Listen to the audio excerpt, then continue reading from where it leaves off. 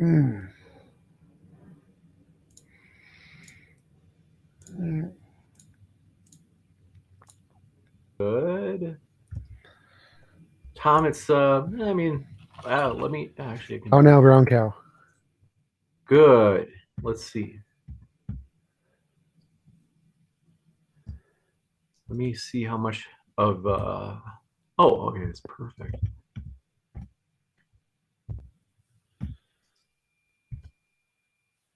Starting to storm. Hopefully we don't lose power. That actually would drop the Oh, stream. That would be a bummer. So hopefully we're okay. I think we'll be all right, but just in case it happens, like, you know, we'll cross that bridge when we if we get there. So all right, I'm gonna go and do that cold open, and then I'm gonna kick it right over to you, Daniel. So I'll say, hey everybody, today we're debating whether or not atheists are consistent skeptics, and we're starting right now with Daniel's opening statement. Thanks so much for being here, Daniel. The floor is all yours, and from there you can pick up the ball and start running. Sound good? yep. Just let me know when to press live. You got it. So yeah, you can go ahead and press live right now. Okay. Switching over to that cold open in 3, 2, 1. Hey everybody, tonight we're debating whether or not atheists are consistent skeptics, and we are starting right now with Daniel's opening statement. Thanks so much for being with us, Daniel. The floor is all yours. Bismillah, alhamdulillah, salatu wassalamu ala rasulillah. Atheists say they do not believe in God because there's no scientific evidence for God. The operating principle here is that in order to be justified in your belief in something, you need to have scientific evidence. But how consistent are atheists in applying this principle? My argument is that atheists are not consistent. They are selective skeptics. Let me share my screen here.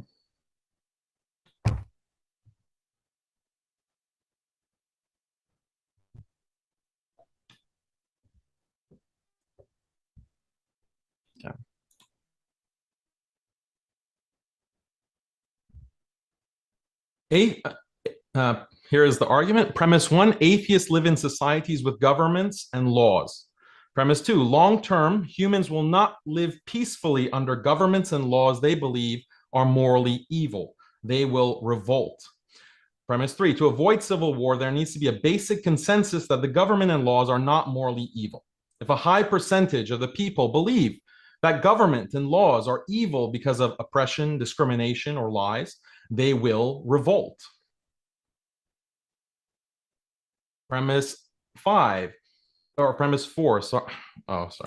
Premise four, scientific facts alone are not enough to create consensus among large groups of people. Consensus requires additional facts. Those facts can be religious in character or they can be non-religious in character. Those are the only two choices. Premise five, atheists reject purported facts that are religious in character. Therefore, in accepting political consensus, atheists accept facts that are not religious in character and are not backed by science. Therefore, atheists are not consistent skeptics, at least those living in stable secular societies. So, for example, look at China. With over 60% atheist population, the highest in the world, do you think Chinese atheists are free thinkers? No, obviously, much of their worldview is Chinese nationalist propaganda. Or consider the former USSR, a government which was explicitly atheist and ruled over millions of atheists. Were Soviet atheists free thinkers? No, their worldview was dictated in large part by Soviet propaganda. Well, we have the same situation in the secular West. The state propaganda is liberal secular political ideology, and no one is more blindly committed to that ideology than Western atheists. We can understand this better with four categories of examples. Examples that have to do with utilitarianism, about human nature, about group difference, and about so-called conspiracy theories. Let's start with the first category of utilitarianism.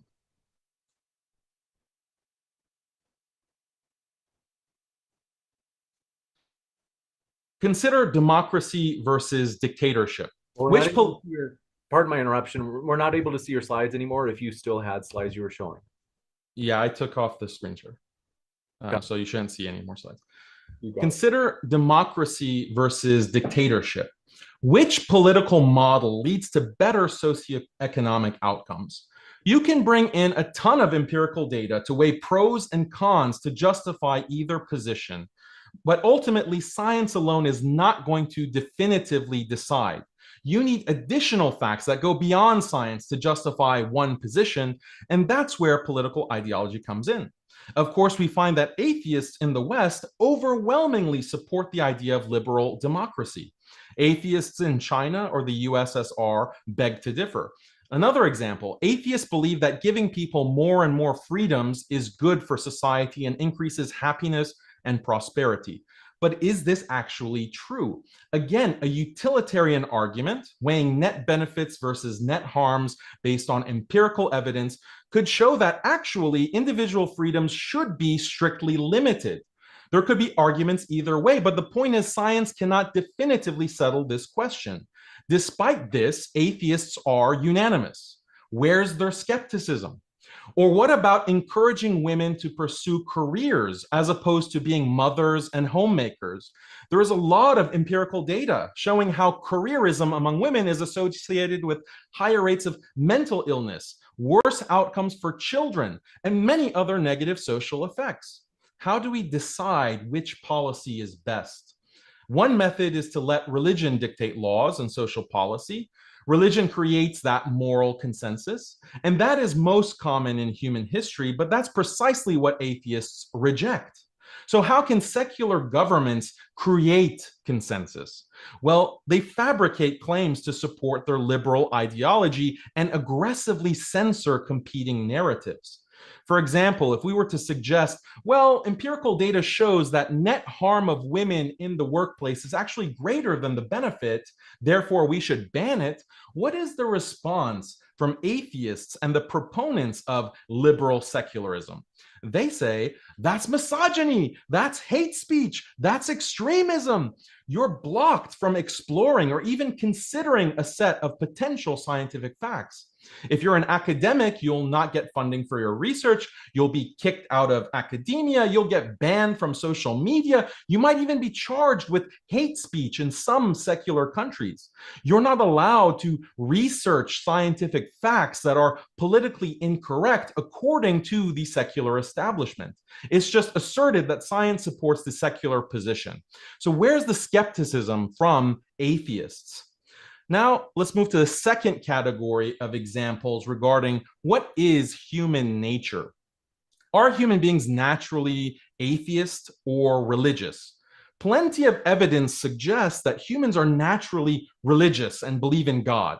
This would support laws and policies that prioritize religious perspectives, but atheists will deny the scientific facts here, or they won't practice skepticism about liberal secular claims that all people are born as atheists and it's only indoctrination that makes people religious, and therefore religion should be barred in all matters of governance. Another example, is promiscuity natural for women? If so, that fact would support the political ideology of sexual liberation, legalizing abortion, etc. But a ton of scientific evidence says that no, women are not naturally promiscuous, and there's a great deal of psychological and societal harm that comes with female promiscuity. But what is the response from proponents of a secular worldview? That's slut shaming, that's misogyny, you're just an incel. The conversation is shut down as hate speech. We're not allowed to scientifically investigate the anti-liberal position. Yet, when you poll atheists, 94% of atheists, according to Pew, think casual premarital sex is acceptable. Nearly 90% believe that abortion should be legal. You have near consensus from atheists on things that are not only not supported by science, but actually glaringly contradict the scientific evidence. No skepticism from atheists, though. Another example, pornography. The secular belief is that viewing porn is natural and nothing to be ashamed of. Nowadays, government programs are even including pornographic material in grade school curricula. But again, tons of evidence suggests that this is very unnatural and damaging. But atheists express no skepticism in these issues and overwhelmingly believe that porn is morally acceptable. Atheists, where's your skepticism? Meanwhile, those who suggest banning porn are branded as irrational extremists and fundamentalists. Now, the third category, group differences. If groups are fundamentally different, then we usually think it's okay to discriminate. For example, can we have laws that discriminate against blind people when it comes to driving cars? Yes, that's justified because the blind cannot safely drive cars. But can we discriminate against Canadians on this? No, because there's no relevant difference between Canadians and other groups when it comes to driving. So purported facts about group differences affect our understanding of discrimination. Are men and women different enough to justify gender-specific discrimination or unequal treatment in certain domains? All traditional religious systems say yes, but atheists argue this is misogyny and hatred of women. Why? They claim it's because men and women are functionally the same in terms of IQ, psychology, physical capacity, emotional tendencies, etc. Of course, plenty of science says otherwise. So where is the skepticism from atheists? Furthermore, the secular regime aggressively fabricates facts. The liberal consensus, for example, is that the only reason that women don't have as much success in math, science, and business as men is that women are subject to discrimination. It is not because of IQ distribution or women having less testosterone that makes them less competitive. No, it's because they're unfairly discriminated against by men. That is fabricating facts about causation to support a political ideology while ignoring all the contravening scientific evidence. But this is not surprising because scientific facts alone are not enough to bring people to a moral consensus about laws and social policy. Of course, atheists as proponents of this secular system cannot admit that this is what is happening, and that's why atheists are selective skeptics. Another example, should same-sex marriage be legal? An overwhelming consensus of atheists, 92%, say yes. And if you ask them, they'll say that their support for it is based on the scientific fact that homosexual marriage is exactly the same as heterosexual marriage. Therefore, it would be morally wrong to discriminate against same-sex couples. But much evidence shows that homosexual marriage is associated with mental illness, child abuse, domestic violence, etc. But follow that line of reasoning, and atheists scream, that's homophobic, that's hate speech, that's extremism, and you will be banned from social media, academia, and the political domain as a whole. Where is your skepticism on this issue, atheists? The fourth category, conspiracy theorists. Atheists have no problem believing that the governments around the world routinely commit election fraud, conduct false flags, falsely revise history in order to support their political regimes, manipulate public health crises to expand control, do political assassinations. But if you accuse the US or Western liberal governments of doing these things, you get blasted as a conspiracy theorist or even a disinformation agent who needs to be silenced. Basically, any conspiracy theory about non-liberal regimes, no problem. But conspiracies about liberal regimes like the US, we can't have that because that undermines any consensus about the goodness of the liberal world order. Where is your skepticism on these issues, atheists? Can I just finish the last paragraph? We'll do the same for TJump in terms of giving an extra 20 seconds. Go for it. So these are 4 areas where atheists don't practice the same skepticism they have for religion. It's not just that atheists have different values and that's what's causing the difference. It's that atheists rely on false facts that support their liberal secularism and shut down everything that contravenes it. This is selective skepticism. Thank you very much for that opening statement, Daniel. And want to let you know, folks, if it's your first time here at Modern Day Debate, we are a neutral channel hosting debates on science, religion, and politics, welcoming people from every walk of life. We hope you feel welcome. And don't forget to hit that subscribe button as we have many more juicy debates coming up. For example, next week, apostate prophet and Muslim apologists debate whether or not Islam is harmful. You don't want to miss that one. subscribe button. And with that, we're going to kick it over to TJump for his statement as well. Thanks very much, Tom. The floor is all yours. Yeah, thanks for inviting me on. As always, appreciate being here. I have no idea how pretty much anything he said has to do with the topic. Like I'm not the other atheists. If your argument is that some atheists are inconsistent, like, duh, atheists are people too. Hashtag people too. But in the context of a God, they're not adding any extra skepticism. So, for example, I wrote an epistemology, a theory of knowledge. To summarize, its conceptual claims require conceptual evidence, empirical claims require empirical evidence, and metaphysical claims require metaphysical evidence. I apply all claims to that exact same standard, including all the things you listed. Like women, on average, have a bell curve lower IQ than men. We know this. Same with physical strength. That's why they don't do as well in like chess and win as many Nobel prizes. Like, it's a fact. Yes, we know this. It's not debated. It's a fact. So I don't know what you're even talking about when you're saying we don't acknowledge these facts. We do. So it's just not true. So if you're saying that some atheists out there are inconsistent, well, that's great. I can't talk about those because I'm not them, but I'm not. I'm an atheist. I am not inconsistent. Therefore, the premise is false. Atheists are consistent skeptics. So I don't know where else to go with that. It's pretty simple. I have a consistent epistemology. I apply it to all things. Therefore, atheists are consistent skeptics. Debunked. You got it. We'll jump into the 5-minute rebuttal. So each side will get 5 minutes in return for the opening statements. With that, we also want to say, folks, if you have not yet already, consider sharing this debate with somebody else who enjoys these topics, as we really do want to spread a neutral platform, Modern Day Debate, on YouTube as well as via podcast. But with that, Daniel, thank you very much. The floor is all yours for your 5-minute rebuttal.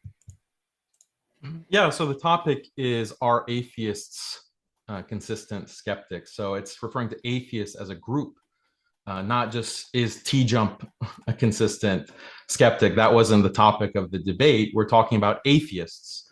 And the whole point of my argument, and I can bring it on the screen again if you want to like point to a specific problem that you have with the argument, is that the skepticism that atheists are using against religion is not consistent with, or is not consistently used against these other areas within politics, within society, within perspectives of history, within morality and values and policy. This is the whole point of being consistent as a skeptic. You can't just have, liberalism and secularism as a worldview as the dominant ideology within the world today. And for some reason, atheists as a group, are not interested in having a sustained critique against it. And all the most prominent atheist thinkers, whether you're talking about Sam Harris or Richard Dawkins or Christopher Hitchens, or even someone like Daniel Dennett, they all fall on that part of the political spectrum, in terms of values, in terms of political outlook, views on government, et cetera, et cetera. So that's what we're talking about when we refer to atheists within this debate topic. I mean, you're saying something like, okay, the IQ of women is lower.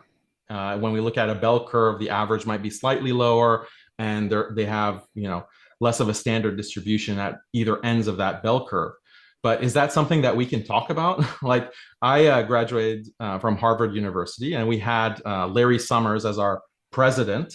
Larry Summers was sacked as president of Harvard University while I was a student. Why? Because he pointed out exactly this fact that you said, oh, everyone acknowledges.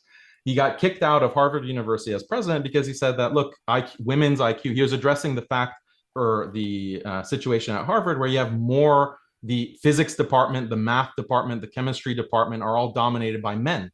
And there's not equality in those departments with equal female and male professors. So he's addressing this issue and this fact. And he's saying that, look, this is just a function of the distribution of IQs between the genders.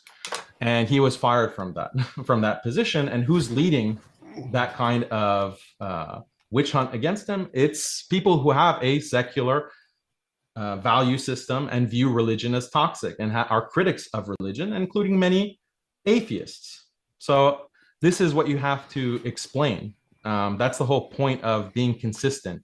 The debate topic had said nothing about God or you have to be consistent about views on religion. It's just consistent skepticism. Muslims are consistent. We're consistent in applying. Yeah, laugh it up, Tom. We're consistent in that we approach the world through our religion, through Islam. That is what being consistent means. It's inconsistent when you are focused, laser focused on religion, and you ignore every other belief system that is out there and that you yourself accept and endorse. So that's what we call inconsistency. And I mean, the thing about, I don't know, how much time do I have, Tom? We got 1 minute and 31 seconds. Okay, so the thing about consistency is that, you know, if atheists did practice consistent skepticism across the board, Western society would collapse. Consistent skepticism and scrutiny on the basis of science would literally destroy public trust in every secular institution.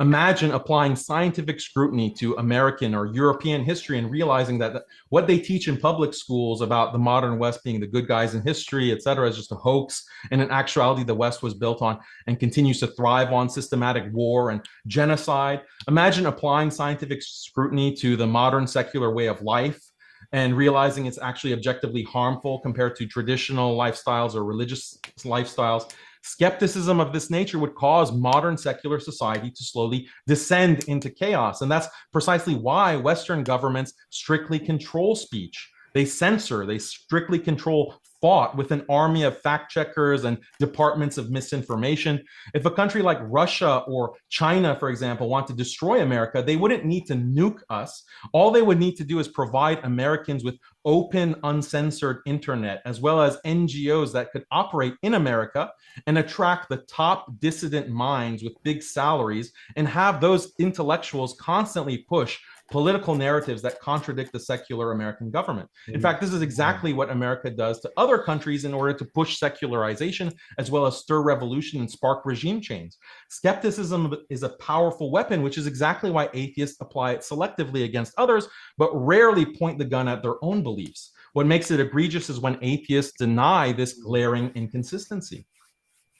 We have to kick it over to Tom for his 5-minute rebuttal as well. Tom, thanks very much. The floor is all yours. Folks, if you happen to have questions for the Q&A, as we will have a Q&A following the open discussion, you can submit them here at the YouTube channel Modern Day Debate. If you at me at Modern Day Debate in the live chat, that's one way to ask a question. Otherwise, Super Chat's another option, in which case we push it to the top of the list. Thanks very much, Tom. The floor is all yours. Yeah, so Daniel actually said nothing there to support the position that atheists are not consistent skeptics. So skepticism is like doubting. It's like, is something true or is something false? And you seek evidence for that. In the case of all the examples he listed, there's evidence for both sides. So you can find evidence for both sides. There's many different papers in the spectrum. There's no proof in sociology one way or the other. It's a very difficult field to establish proofs one way or the other. But in the case of magical sky daddies, there's zero evidence. So it's pretty easy to be like, yeah, that's garbage. And so in the case of all of the atheists he mentioned, they have evidence to support their position, and the debate is over who's right. That's the question. We don't have proof one way or the other. And so they are being consistent skeptics. Were skeptical of the position, they found evidence to support their position, and they believe it for that reason. I may disagree with many of them, and that's fine. But as long as you have evidence to support your position, then you're being a consistent skeptic. You've questioned it, found evidence, come to a conclusion. So he has provided no examples where all of the people or any of the people he listed have no evidence for their position and are therefore inconsistent skeptics, which is what he'd have to provide. It's like, give me, if you think atheists are inconsistent skeptics, show me a belief, and show me a belief that has no evidence for it and that they believe it anyway. You got it. We'll jump into open discussion. I want to remind you, gentlemen, would like to keep the interruptions to a minimum. So if you take maybe 60 to 90 seconds in your responses, that's ideal. If there is too much interrupting, we'll break it into 2-minute responses where I'll segment the time. In other words, have 2-minute speeches from each of you back and forth during the open discussion if we can't have a civil discourse. But with that, thank you very much. The floor is all yours. Yeah, so I did provide a lot of examples. You're saying that, well, atheists will support whatever has evidence behind it. And I think that's true. You see atheists in philosophy departments, they will not agree on a lot of facts. In fact, there's no consensus on very basic issues like what is justice, what is goodness, is free will a reality, or is there a determinist reality? All of these philosophical questions have been debated hotly by philosophers, and each philosopher has his own rationale for supporting his position. But when it comes to the political domain, you don't see the same. No, you don't. I cited Pew Research. I cited Pew Research, where 90% of atheists believe that premarital sex is perfectly morally acceptable. Yep. Pornography is morally acceptable. When it comes to women's education, when it comes to women's representation, when it comes to the value of freedom, when it comes to the value of democracy. These are all things. Where's the scientific evidence that those are morally unacceptable? There's plenty of scientific evidence that puts all of those things into question. But the point is that we can't even. The question was, what is the scientific evidence that those are morally unacceptable? Because this is the point. Just first of all, acknowledge that there's not a discrepancy amongst, or there's consensus amongst atheists on all of those issues. That they're not, that they're morally acceptable. Because at first you said that no, atheists will have different positions depending on the evidence, and there's plenty of evidence. What is the evidence that those are morally unacceptable? For example, the issue of democracy versus dictatorship. There are many the things you mentioned before. That was an example that I mentioned. No, I think you listed sexual liberation, women's promiscuity. You want to go into the evidence?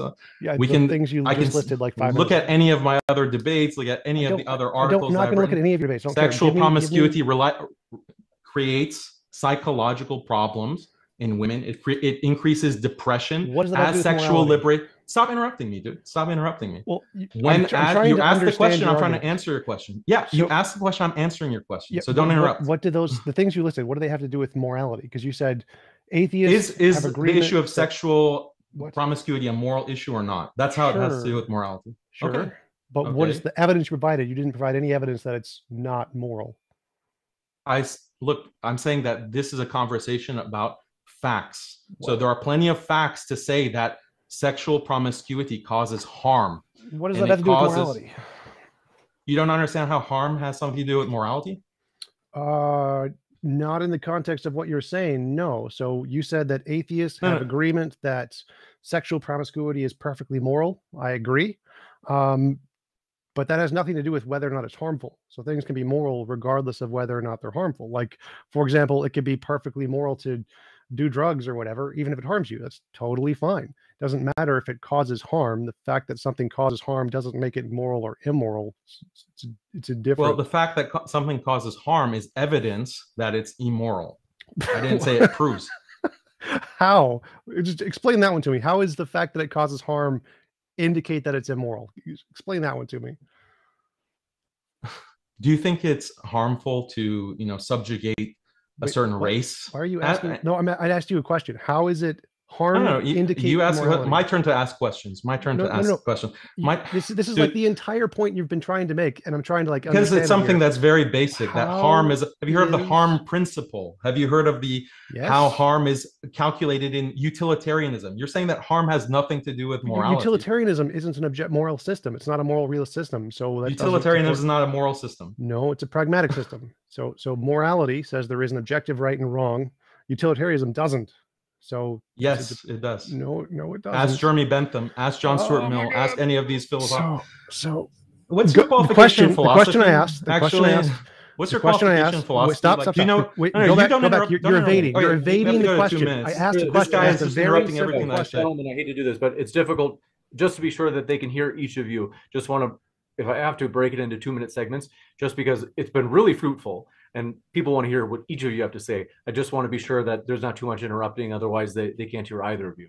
So the question I asked is how does harm indicate morality? Because his whole argument is that skeptics are not consistent because they agree sexual promiscuity is moral, even though it causes harm. But there's no evidence that harm equals morality. In fact, that's literally the wrong thing. We know that's false in philosophy. Harm is irrelevant to morality, because there can be harmful things which are immoral. And this is very common. I agree. So you agree harm doesn't indicate it's immoral. So even if your initial claim was that harm has nothing to do with morality, and I simply pointed out that yes, it does have a lot to do with morality. That's literally irrelevant to the question here. So things can cause harm and be moral. Therefore, if something is harmful, it doesn't tell you whether or not it's moral. I didn't say that. I said that harm is evidence that something could be immoral.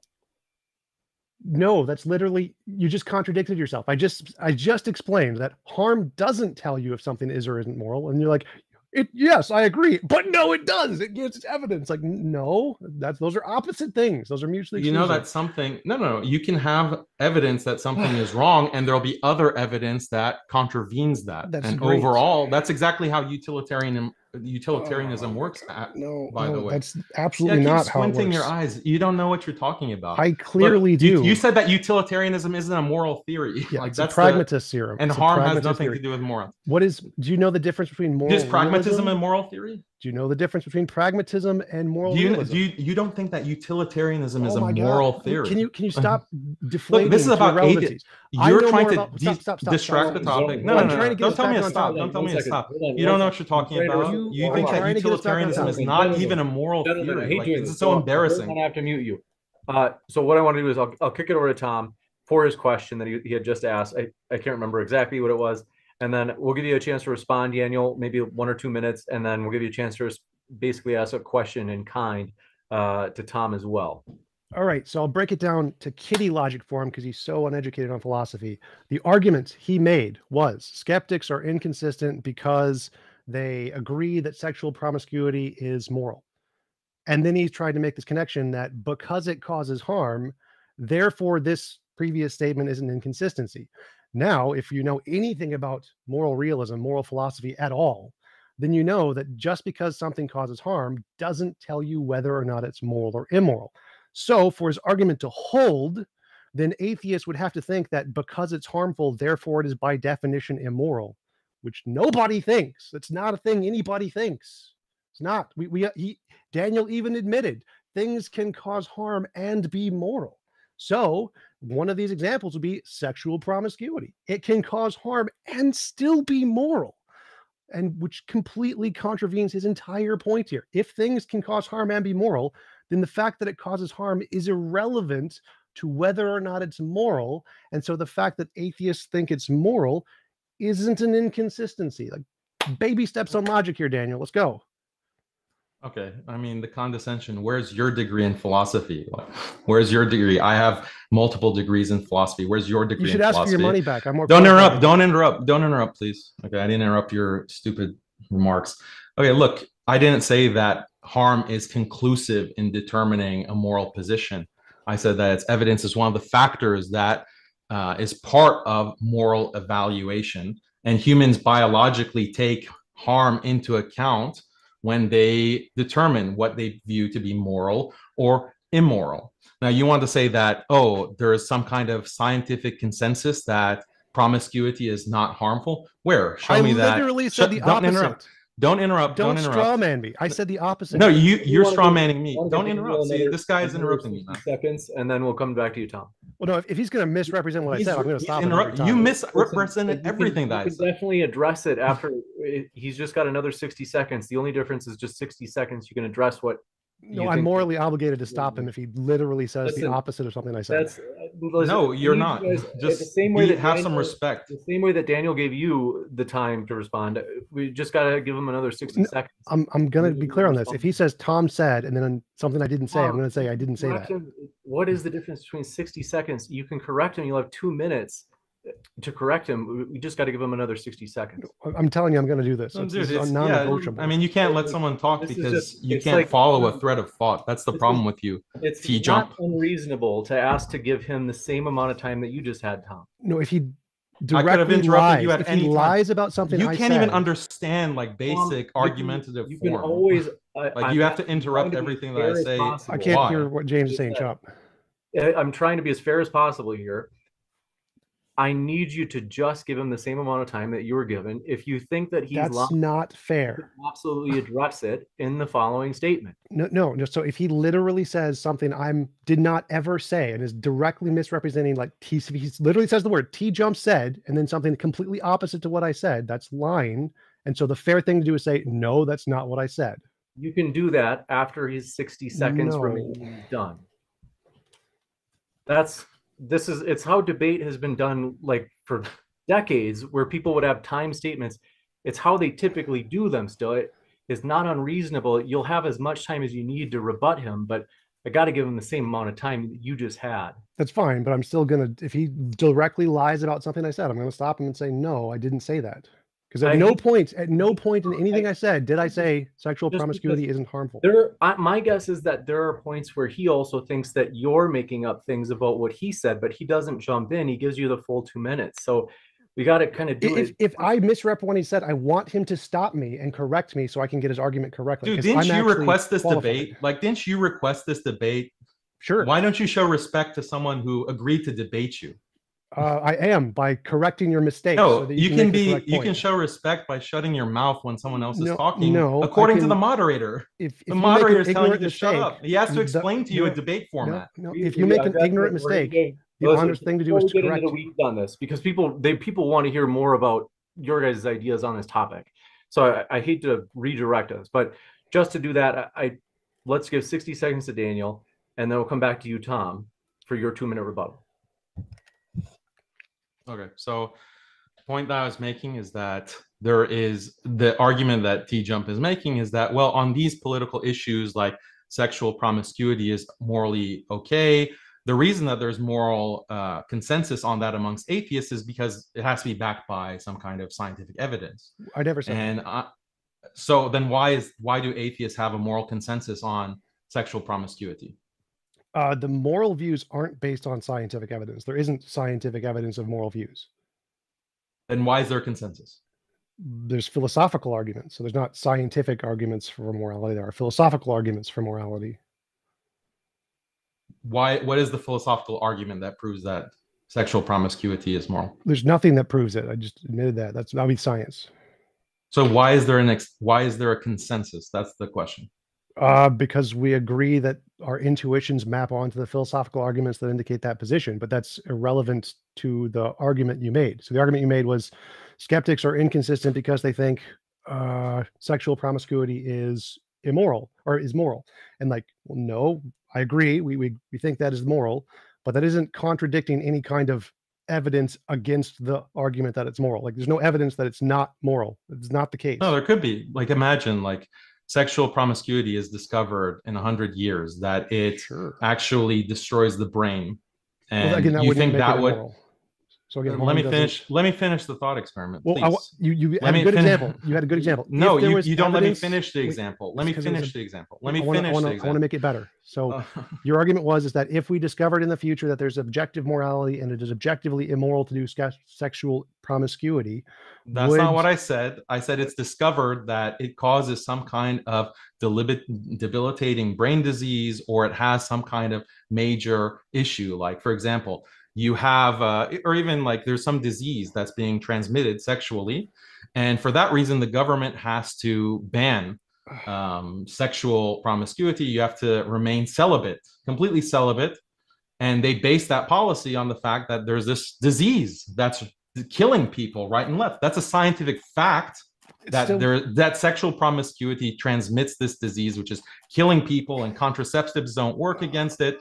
So that scientific fact is morally relevant to the governmental policy to ban sexual promiscuity. This is how harm and how a kind of disease or a societal problem relates to a moral determination. No. So again, nothing you said there has anything to do with morality. You're talking about pragmatism and what laws we should implement. Laws aren't moral because they save lives. There are many laws that can save lives that are immoral laws. The fact that it does good things doesn't make it moral. So if you were competent in philosophy, the argument you would make is, if we discovered objective morality and could morally prove that it's immoral to have sexual promiscuity, and then atheists still continue to think that sexual promiscuity was good, then they would be inconsistent. And I would agree.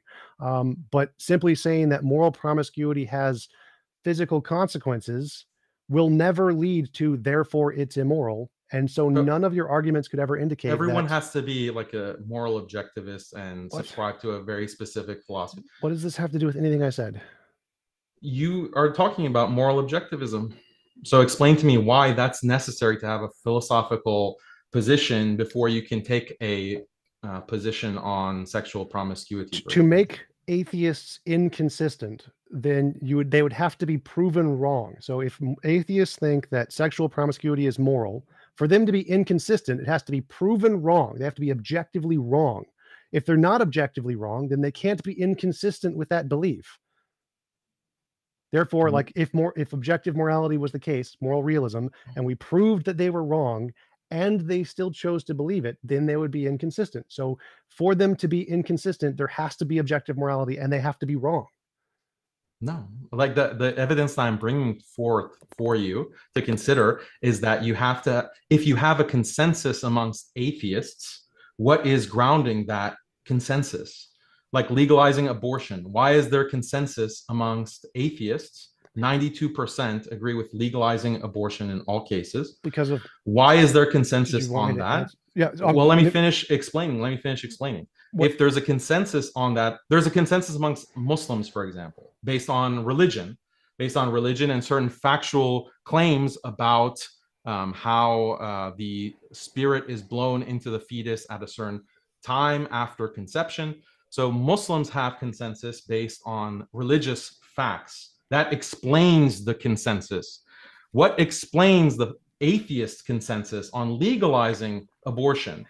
What kind of scientific facts? It's moral intuition, moral progress, and philosophical. Well, there's no scientific fact. Moral intuition disagrees with. It's not like a universal moral intuition. It's right. That doesn't matter. So what's the consensus based on? So what's the consensus based on? If it's not on science, so you're acknowledging that it's not science. Right. It's morality. So morality isn't based on science. There's consensus amongst atheists on morality. Yes.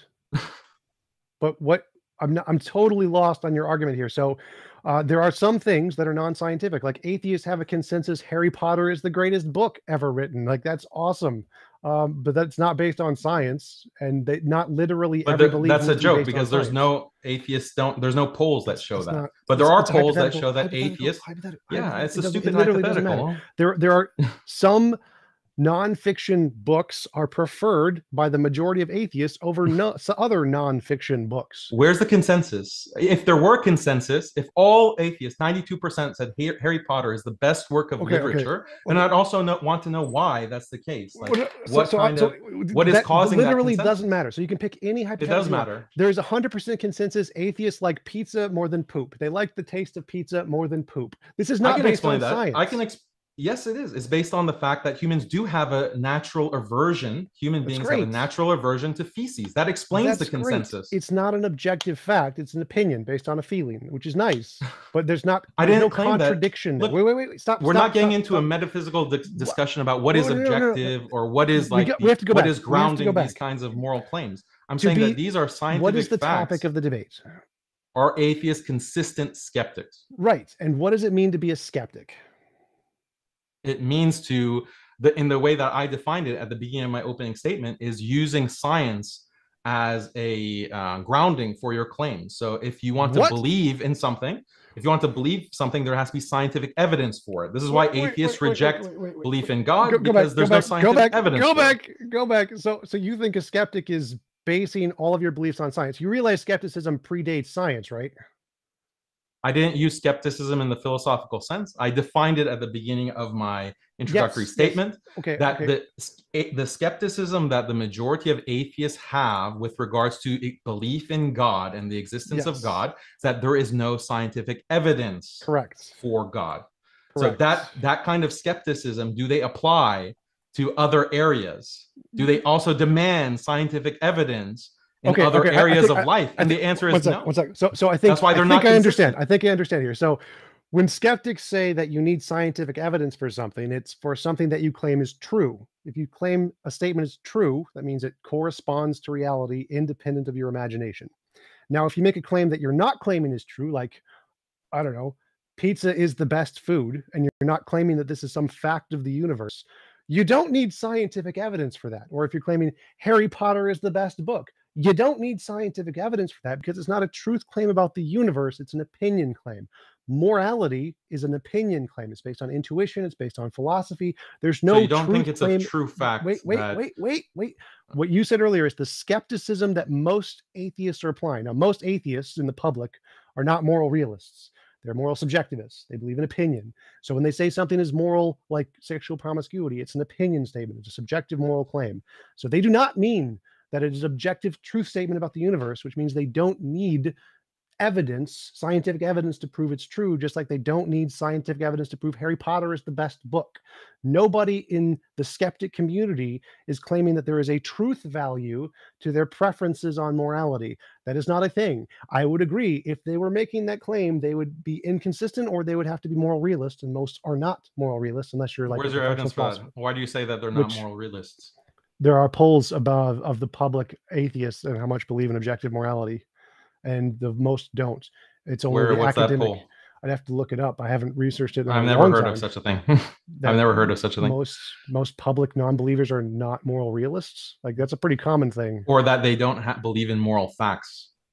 That's literally what not being a moral realist. Show me the evidence. Yeah, show me the evidence. I can find it, but I don't understand. This isn't relevant to the debate. I'm happy to find it. But do you think? So if I were to tell you that, the government in Afghanistan right now is more just and is more moral than the U.S. government.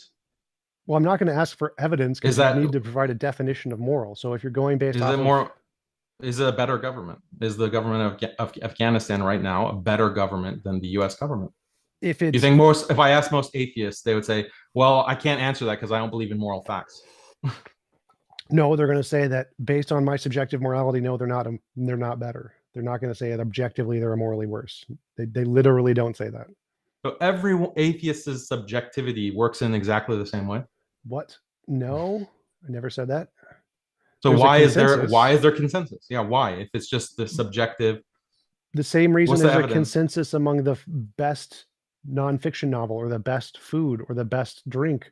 People have cultural similarities that give them intuitions. So the question of whether Afghanistan has a better government than the United States is similar to the question of whether Harry Potter is the best work of literature. If by better you mean moral, and you're talking to a moral subjectivist, yes, I'm not a moral subjectivist. I'm a moral realist. So I think there is a correct answer there, a truth value statement. But for moral subjectivists, and why didn't you answer? Because you literally said in the beginning, this isn't about TJump. This is about what most atheists believe. Well, answer for the moral objectivists, such as yourself. Which one's a better government? I'd say that Afghanistan's government is objectively worse. It is objectively more immoral. Okay, well, what's the scientific fact that backs that up? There isn't a scientific fact. It's a philosophical argument, not a scientific one. Okay, so the moral realists that you're talking about, that you say is a majority, you say it's not a majority of philosophers. No, it's a majority of philosophers, a minority of atheists. So most people in the atheists aren't philosophers, a very small number of philosophers. So of philosophers in the Phil Surveys paper 2020, they did a poll. They said 70% of philosophers are atheists, 65% of philosophers believe in moral realism. Of the public, of whatever percent of atheists there are, I think it's like 20% are non-religious or something like that. The vast majority of them don't believe in objective morality. But that's different. So the average people are different from philosophers. Yeah. So they don't have, they don't believe in objective morality, but right. They all have a consensus. So you still haven't explained how that can be the case. Culture. I did. So there are cultural similarities. People like certain things better than other things. And so if you're a moral subjectivist, you're going to base your morals off of the culture. So you're conceding that a large portion of the atheistic worldview of atheists who are in the West is based on just cultural, things that they've adopted and follow blindly? For beliefs that don't have anything to do with correspondence to reality, like opinion statements, Obviously, like no one claims. But you just said that they're moral facts. Why are you Wait, taking the subjectivist position? I don't even understand. You're saying things that don't have correlate. If you're a moral realist, you do think morality does correlate with reality, right? Yes, I'm a moral realist. I believe morality is. So why are you just saying the subjectivist position? Because you said in the beginning, this is not about TJump. This is about atheists in general. Are atheists consistent skeptics? So I'm talking about their position, who you were talking about. That was, you brought them in. You said, talk about these people. If you want to talk about my position, I'm happy to talk about my position. Pick one. Neither of us are inconsistent here. Pick one. So on the non-objectivist position, the subjectivist position. Yes. So they'll say that, yeah, a large portion of our worldview has nothing to do with reality. Literally. That's why, but yet they'll say that they'll acknowledge that they're just influenced by culture. The fact that 99 or 92% of them or 90% of them will agree on all of these moral issues. They'll say that, well, I don't believe in moral facts. Morality has nothing to do with reality. I'm just influenced by culture. I'm just blindly following the political dogma of the secular West. They'll acknowledge that? Yes, 90% of them also speak English. Do you know why? It's not because of some scientific facts. So speaking English is not the same as having a position on pornography or a moral position on, yes, it is. What's the best type of governance, or whether women and men have the same intellectual capacities. Your question those are moral questions. Your question was why is there a consensus among this group of people for why they agree on this topic? I mean, that's a huge. You're saying, so let me just summarize. You're saying that most atheists are subjectivists. Yes. And you're saying that when you're a subjectivist, then if you see a consensus amongst all of these atheists who are subjectivists, it's because it's like, speaking English. That's just what they picked up from the culture, and they didn't question it. That's their worldview. I mean, that's great. You're basically conceding the whole debate. No. So again, there are things that are not claims about reality. If you're a moral subjectivist, you think morality does not correspond to reality. So I got that. So skepticism is being skeptical of claims of things that do correspond to reality. So if you claim something, no, that's not how I define skepticism. Well, you defined it dumb. Like no, no skeptic defines it that way. There is no skeptics on the world the way you define it. Zero people believe what you believe. There are no skeptics. You're basically conceding. You're basically, what's wrong with the way that I just described it? So you have all of these subjectivists, all of these. Okay, let me repeat this. You have all of these atheists who are subjectivists. The majority of atheists are subjectivists. Sure, yes. A huge portion of their worldview, basically all politics, moral positions, political positions, historical positions on like history. No, all of these things can be disputed. So just let me finish. So all of these, facts. But you just said that has nothing to do with reality. You said that subjectivist. Morality. So is ought distinction? There's this big thing in philosophy. Maybe you've heard of it. Is ought politics? Politics is based on morality or facts? Facts. So like you can. Well, it should be based on facts. So the politics that says that we need to grant reproductive rights and abortion should be legal. Is that a factual issue or is it a moral issue? Based from a political standpoint, it's a factual issue. If you compare the quality of standard of living of countries that allow abortion versus countries that don't, banning abortion increases crime rates, decreases literacy rates, decreases quality of life, increases poverty. All the stats show that banning abortion causes a worse quality of life for everybody in the country. And so from a political standpoint, you based on facts. Well, moral subjectivists don't believe in the more facts determining a moral position. Nothing I said had anything to do with morality. We're saying, do we want a society with a higher quality of life? Yes. If you want a society with a higher quality of life, do the policies that increase the quality of life. None of these are moral statements. These are is statements, not ought statements. Quality of life is a moral evaluation. It is a normative. You don't understand how quality of life is a normative. Do you understand the difference between a hypothetical imperative and a categorical imperative? I'm going to go with no. No. First, tell me, is it, you can't even decide if the issue of legalizing abortion has any moral normative content. That's why I'm asking. So the reason I'm asking is a hypothetical imperative is if you have some goal, then there is some process to achieve that goal. A categorical imperative is saying this is morally the thing you ought to do, independent of some subjective goal. So a hypothetical imperative is saying, I have this subjective goal, and there's some method I should follow to achieve that goal. And this has nothing to do with morality. It's just a computational analysis. The categorical imperative is the moral statement that there is some objective oughtness that you should do this. So if you're a moral subjectivist and you have a hypothetical imperative that you want a society with a higher quality of living, then you ought to do the things that lead to whatever those stats are. This has nothing to do with morality. It's just basic philosophy. But yeah, so the fact is that you have atheists. Let's just grant all of this that you just said. Wait, I want to wait. It not being before moral. I forget, It's I just wanted factual. to go back. It's just like there's no normative content in wanting a better quality of life. It's just a calculation where you determine if you're a moral. So if you, which is the majority of atheists according to you, so if you permit abortion, you legalize abortion, it is going to lead to this better quality of life. Right. This is supposedly the calculation that all atheists, subjectivists have made to arrive at the 90% consensus that abortion should be legalized. This is what you're claiming. I don't know if they've done research. That's the ones who have done research. Like I can't. Then why is there consensus? Why is there consensus? I already answered that. It's intuition and culture. That's something they all do agree on. Yeah. Okay. So yeah, it's culture. It's just the influence of culture that they blindly follow. And you can call that being skeptical. No, that has nothing to do with blindly following culture. Is not that has nothing to do with according to my definition. So remember, the way skeptics define skepticism is they are skeptical of claims that refer to reality independent of your imagination. They're not skeptical of literally any random claim. That's not how skepticism works.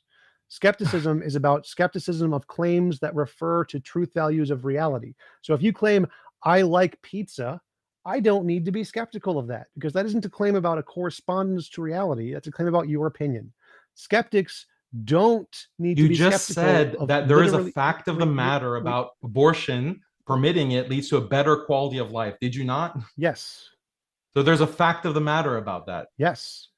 Then why do you keep, whenever I get you on being objective and there are facts about these political issues, you revert back to subjectivism and talk about liking pizza and Harry Potter. And then when I move to subjectivism, no, you're making two different then points. Then you start talking about, it's an empirical fact that abortion will lead to a better quality of life, and there's no normative content involved in that. Right. So based on the hypothetical imperative of wanting a better quality of life, if you legalize abortion, then it will lead to a better quality of life. This has nothing to do with morality. This is just basic facts, and that's all based on statistics. All of the atheists who have studied it came to this conclusion based off of those things. I don't know how many have studied it. A lot of them come to it based off of what their parents taught them, what their culture teaches them, what their friends do it. Like any culture, that's how you learn things. It's completely irrelevant to the topic, though. So when you say skeptics, you said your definition was something like requiring scientific information to believe some fact or something, right? Yeah, backing your beliefs about the world with science. Okay, I can actually agree with evidence. That. So if it's not a belief about the world, do you need skepticism? But the question of is legalizing abortion, that is a question about the world or quality of life. Quality of life is the question. One step at a time. One step at a time. If it's not a belief about a truth statement about the world, so it's not a claim about a fact about the world, do you need to be skeptical of it? If you believe it. If you believe it. What? Okay. So if it's not, for example, if 90% of atheists believe that pizza is the best food, we would want to have reasoning for that, or we want to know what that consensus is based on, because there's different ways to. They like it. There are different explanations for consensus. Yeah, they like it. When you actually look at food what are you being skeptical? It would be shocking. Like it would be shocking if 90% of atheists all liked a certain food. We would want to know what is the basis of that preference, right? Okay. So there's different ways to create. No, you wait. There's different ways to create consensus. I don't understand what you're saying. Culture, clearly. So there's different ways to generate consensus. So if I'm skeptical of the claim God exists, what does that mean? It means that you claim that there's no scientific evidence to justify the belief in God. No, like more generally, it means I don't believe the claim, or I think it may not be true, right? Yeah, if you're skeptical, okay, you don't believe it, or you think that there's not a reason to justify, or you're investigating if there's a reason to justify belief in God. Sure. So if someone says pizza is my favorite food, and you're going to be skeptical of that claim, what are you being skeptical of? Like, how do you skeptical? But moral claims are not like aesthetic judgments or literally your favorite food or your favorite literature. You're constantly conflating these issues. Speaking, no, you won't. Do you know the distinction between an aesthetic or personal preference and a moral judgment? Do you know the difference between those two things? What is moral subjectivism? What is the definition of moral subjectivism? Okay, look, you either decide moral subjectivism and we can argue that, or we can talk about moral objectivism. When you talk about politics, look, when you're talking about politics and you said that, no, there's a fact of the matter that legalizing abortion improves quality of life. Stop interrupting. Stop. James, come on. I want you to interrupting what I'm saying. Wait. I do claim. We do want to go into 2-minute segments just to be sure that there isn't. Yeah. No. I want to stay on the let topic. it go pretty wild, and it's been acceptable to where it hasn't been too much. But I prefer 2 minutes. Yeah. It is drifting back into that area of where it is a lot. No, it's definitely not. So he's making the claim. 2 minutes, please, James. Like he just interrupts my time. I let him finish his thoughts, but he doesn't extend the same courtesy to me. So it's because you completely are not answering the question. I need an answer to the question. Well, I've kind of let it be like the Wild West for the last like 20 minutes, and for a while it was okay, but it is getting a little bit like I do want to make sure that everybody hears both of you. And so if we just break it into 60 seconds, not minutes. I'm just ignoring you. I need an answer to the question. I'm focused on the question. The question is, he's claiming. Tom, I know that, but I don't want to get distracted by irrelevancies. I need to answer the question. This is the entire point of the debate. At the same time, it is reasonable for him to be concerned about being interrupted too much. Just the same way that you wouldn't want to be interrupted too much. I'm not even saying anything. I'm asking a question. So I'm making 0 points. When I give an answer, you interrupt because it's not answering the question I'm asking. He summoned me. I'm answering the question, and if you answer a different question, there was a good degree of that. So here's the question. Let's just let Daniel finish the last point that he was making, and then we'll come back to you for that question. So it's just 30 seconds. Daniel, I'll give you a short and pithy wrap up on whatever point it was you were making, and then we got to give Tom the full 2 minutes.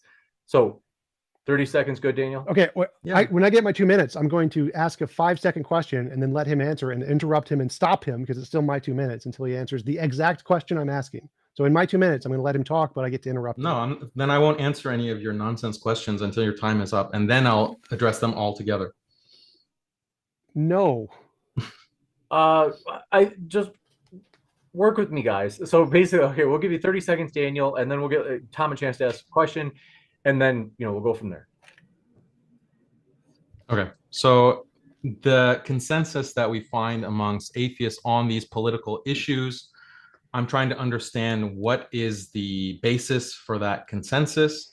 I think it's pretty clear that the basis for the consensus is what Tom admits, that it's culture, but culture involves things like censorship, things like controlling discourse, things like censoring, countervailing information. And that's what we see with all of these issues. When it comes to differences between men and women, differences between different groups, when it comes to utilitarian calculations about what form of life is better, a liberal secular system or a traditional religious system, whether on issues of any kind of area of religious traditional lifestyle, so all of that, those are things that can be censored heavily and are censored heavily into one kind of liberal position. That's why we see consensus. You've had your 30 seconds. Let's go back to the topic.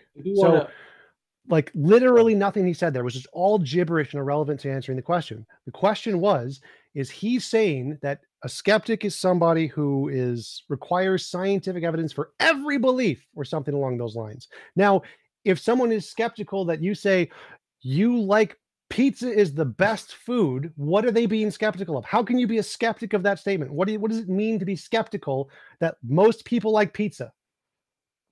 Personal preference. Can I talk, or is your 2 minutes done? Yes. No, so I can interrupt you if you miss the question. Keep going for your 2 minutes. Go ahead. No. I'm going to play the interrupt game. I'm not even going to play this. So go. Why? What does it mean to say that if most people like pizza, you're skeptical of that? Factual claims. Liking pizza being the best food is not a factual claim.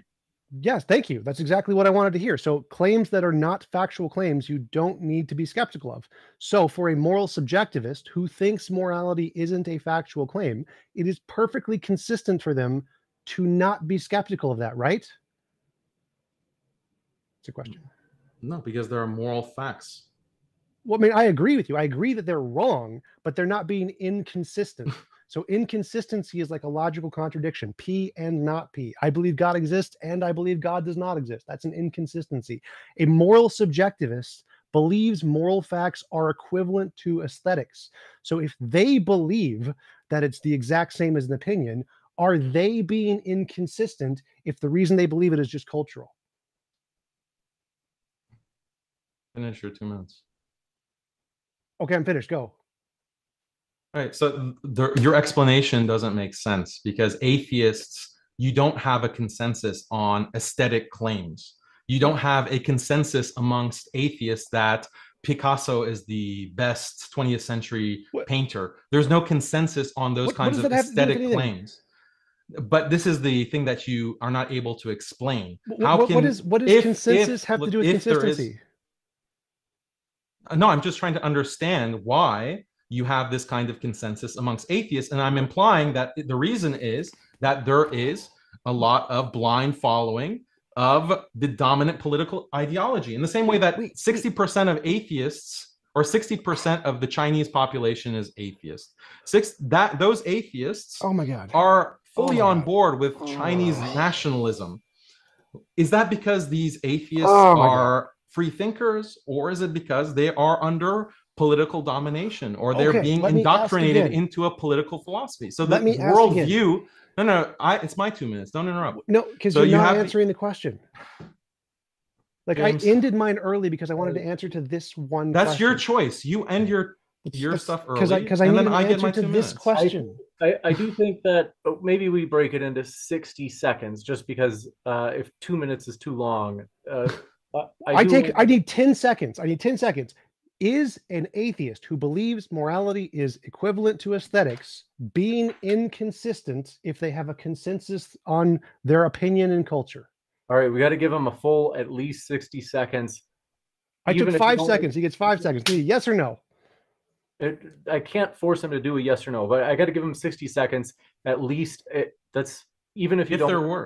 If there was a atheist who was truly a subjectivist and believed that there are no moral facts except in this tiny narrow domain, I would say yes, there would be no point in asking about what's your evidence for, or are you skeptical about pizza being the greatest food or democracy being the best system, if that were the case. But the way that atheists poll and the way that atheists express their opinions on forums online and elsewhere shows that they are not treating questions of morality as if it were subjective and equivalent to aesthetics. Why? What's the evidence of that?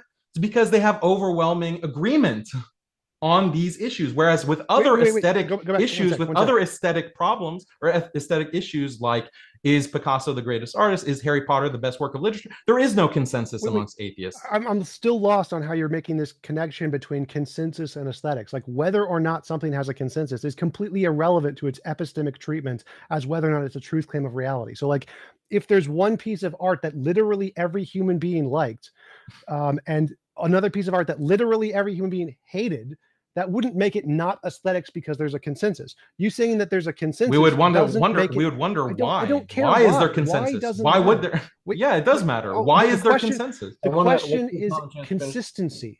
Is someone being consistent if they say they like it because of they like it, essentially? No, that's perfectly consistent. It doesn't matter if everybody says that. It's still consistent. Whether or not the number of people who say they like something because of its aesthetically pleasing doesn't make it not aesthetics.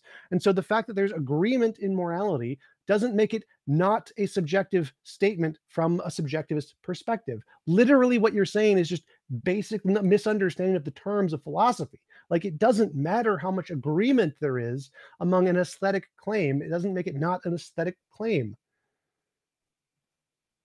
I granted all that. It can be an aesthetic claim. You can define it however you want. You want to say there's no such, you want to take this supposedly dominant atheist position of subjectivism. There are no moral facts, even though before you were saying that there could be facts that about what leads to the best quality of life.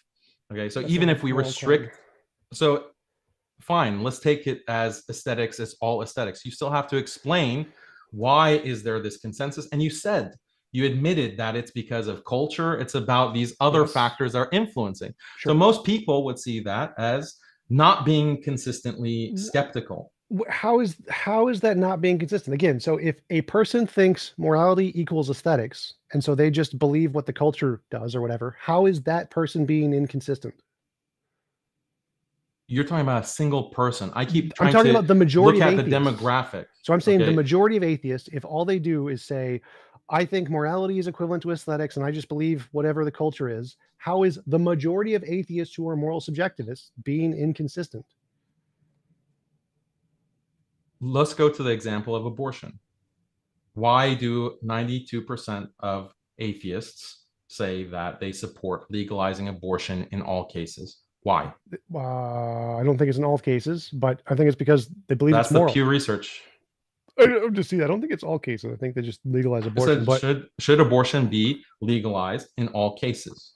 Yeah, I don't think women's bodies say that. But the question, to answer your question, should we bring up the Pew study? Wait. I mean, I don't care. I'm happy to answer the right. question. Fine. Why? The question was why? Why? Because it's their cultural values. So they believe that it's morally correct to allow abortion. If it's morally correct, how is that subjectivism? Because they believe, I mean, if you're a moral subjectivist and you believe something is moral, you can still do that. I'm not sure what your question is.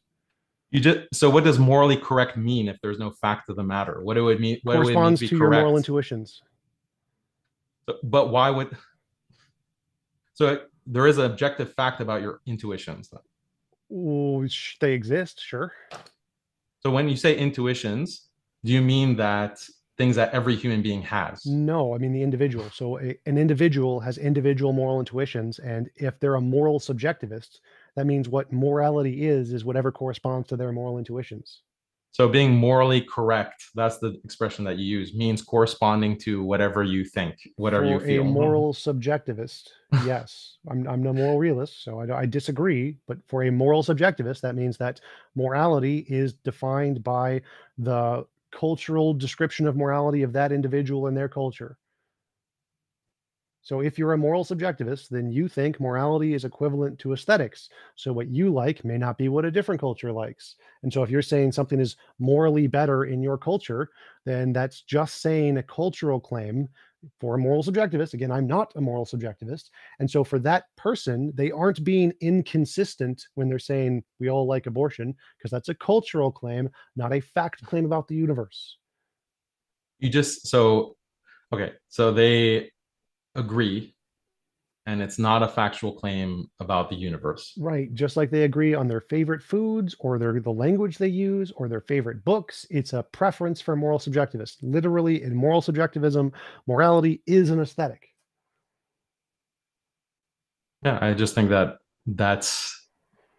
there's an empirical argument that I'm making here that you don't seem to want to acknowledge. Is that when you do have, if it were the case that this was purely aesthetic and it's just a subjective experience that these atheists have, then there shouldn't be a consensus. There shouldn't be 90% agreement. Just like there's not 90% agreement on any other aesthetic judgment that atheists have.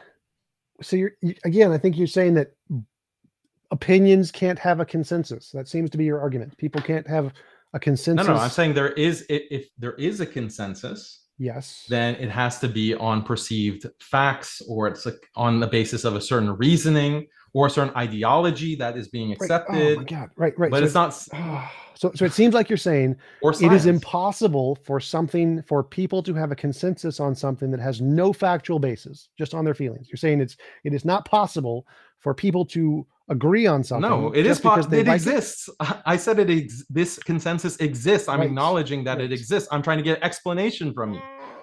What? Again, so I'm not following your argument. For atheists to be inconsistent, that's the argument. Are atheists inconsistent in their skepticism, or inconsistent in thinking that that's fine. Science is the basis for their beliefs? Again, and for their worldview, for major components of their worldview. That's not relevant at all to this. So the question is, for them to be inconsistent, they have to apply skepticism to a claim about reality and not apply it to another claim about reality. So if they're applying it to one claim about reality and the other claim has nothing to do with reality, then they're not inconsistent. So I mean, the other proof that aesthetics is not the same as moral judgment is through I agree neurological studies. Like when you light up a person's, you hook someone up and you look at their brain function.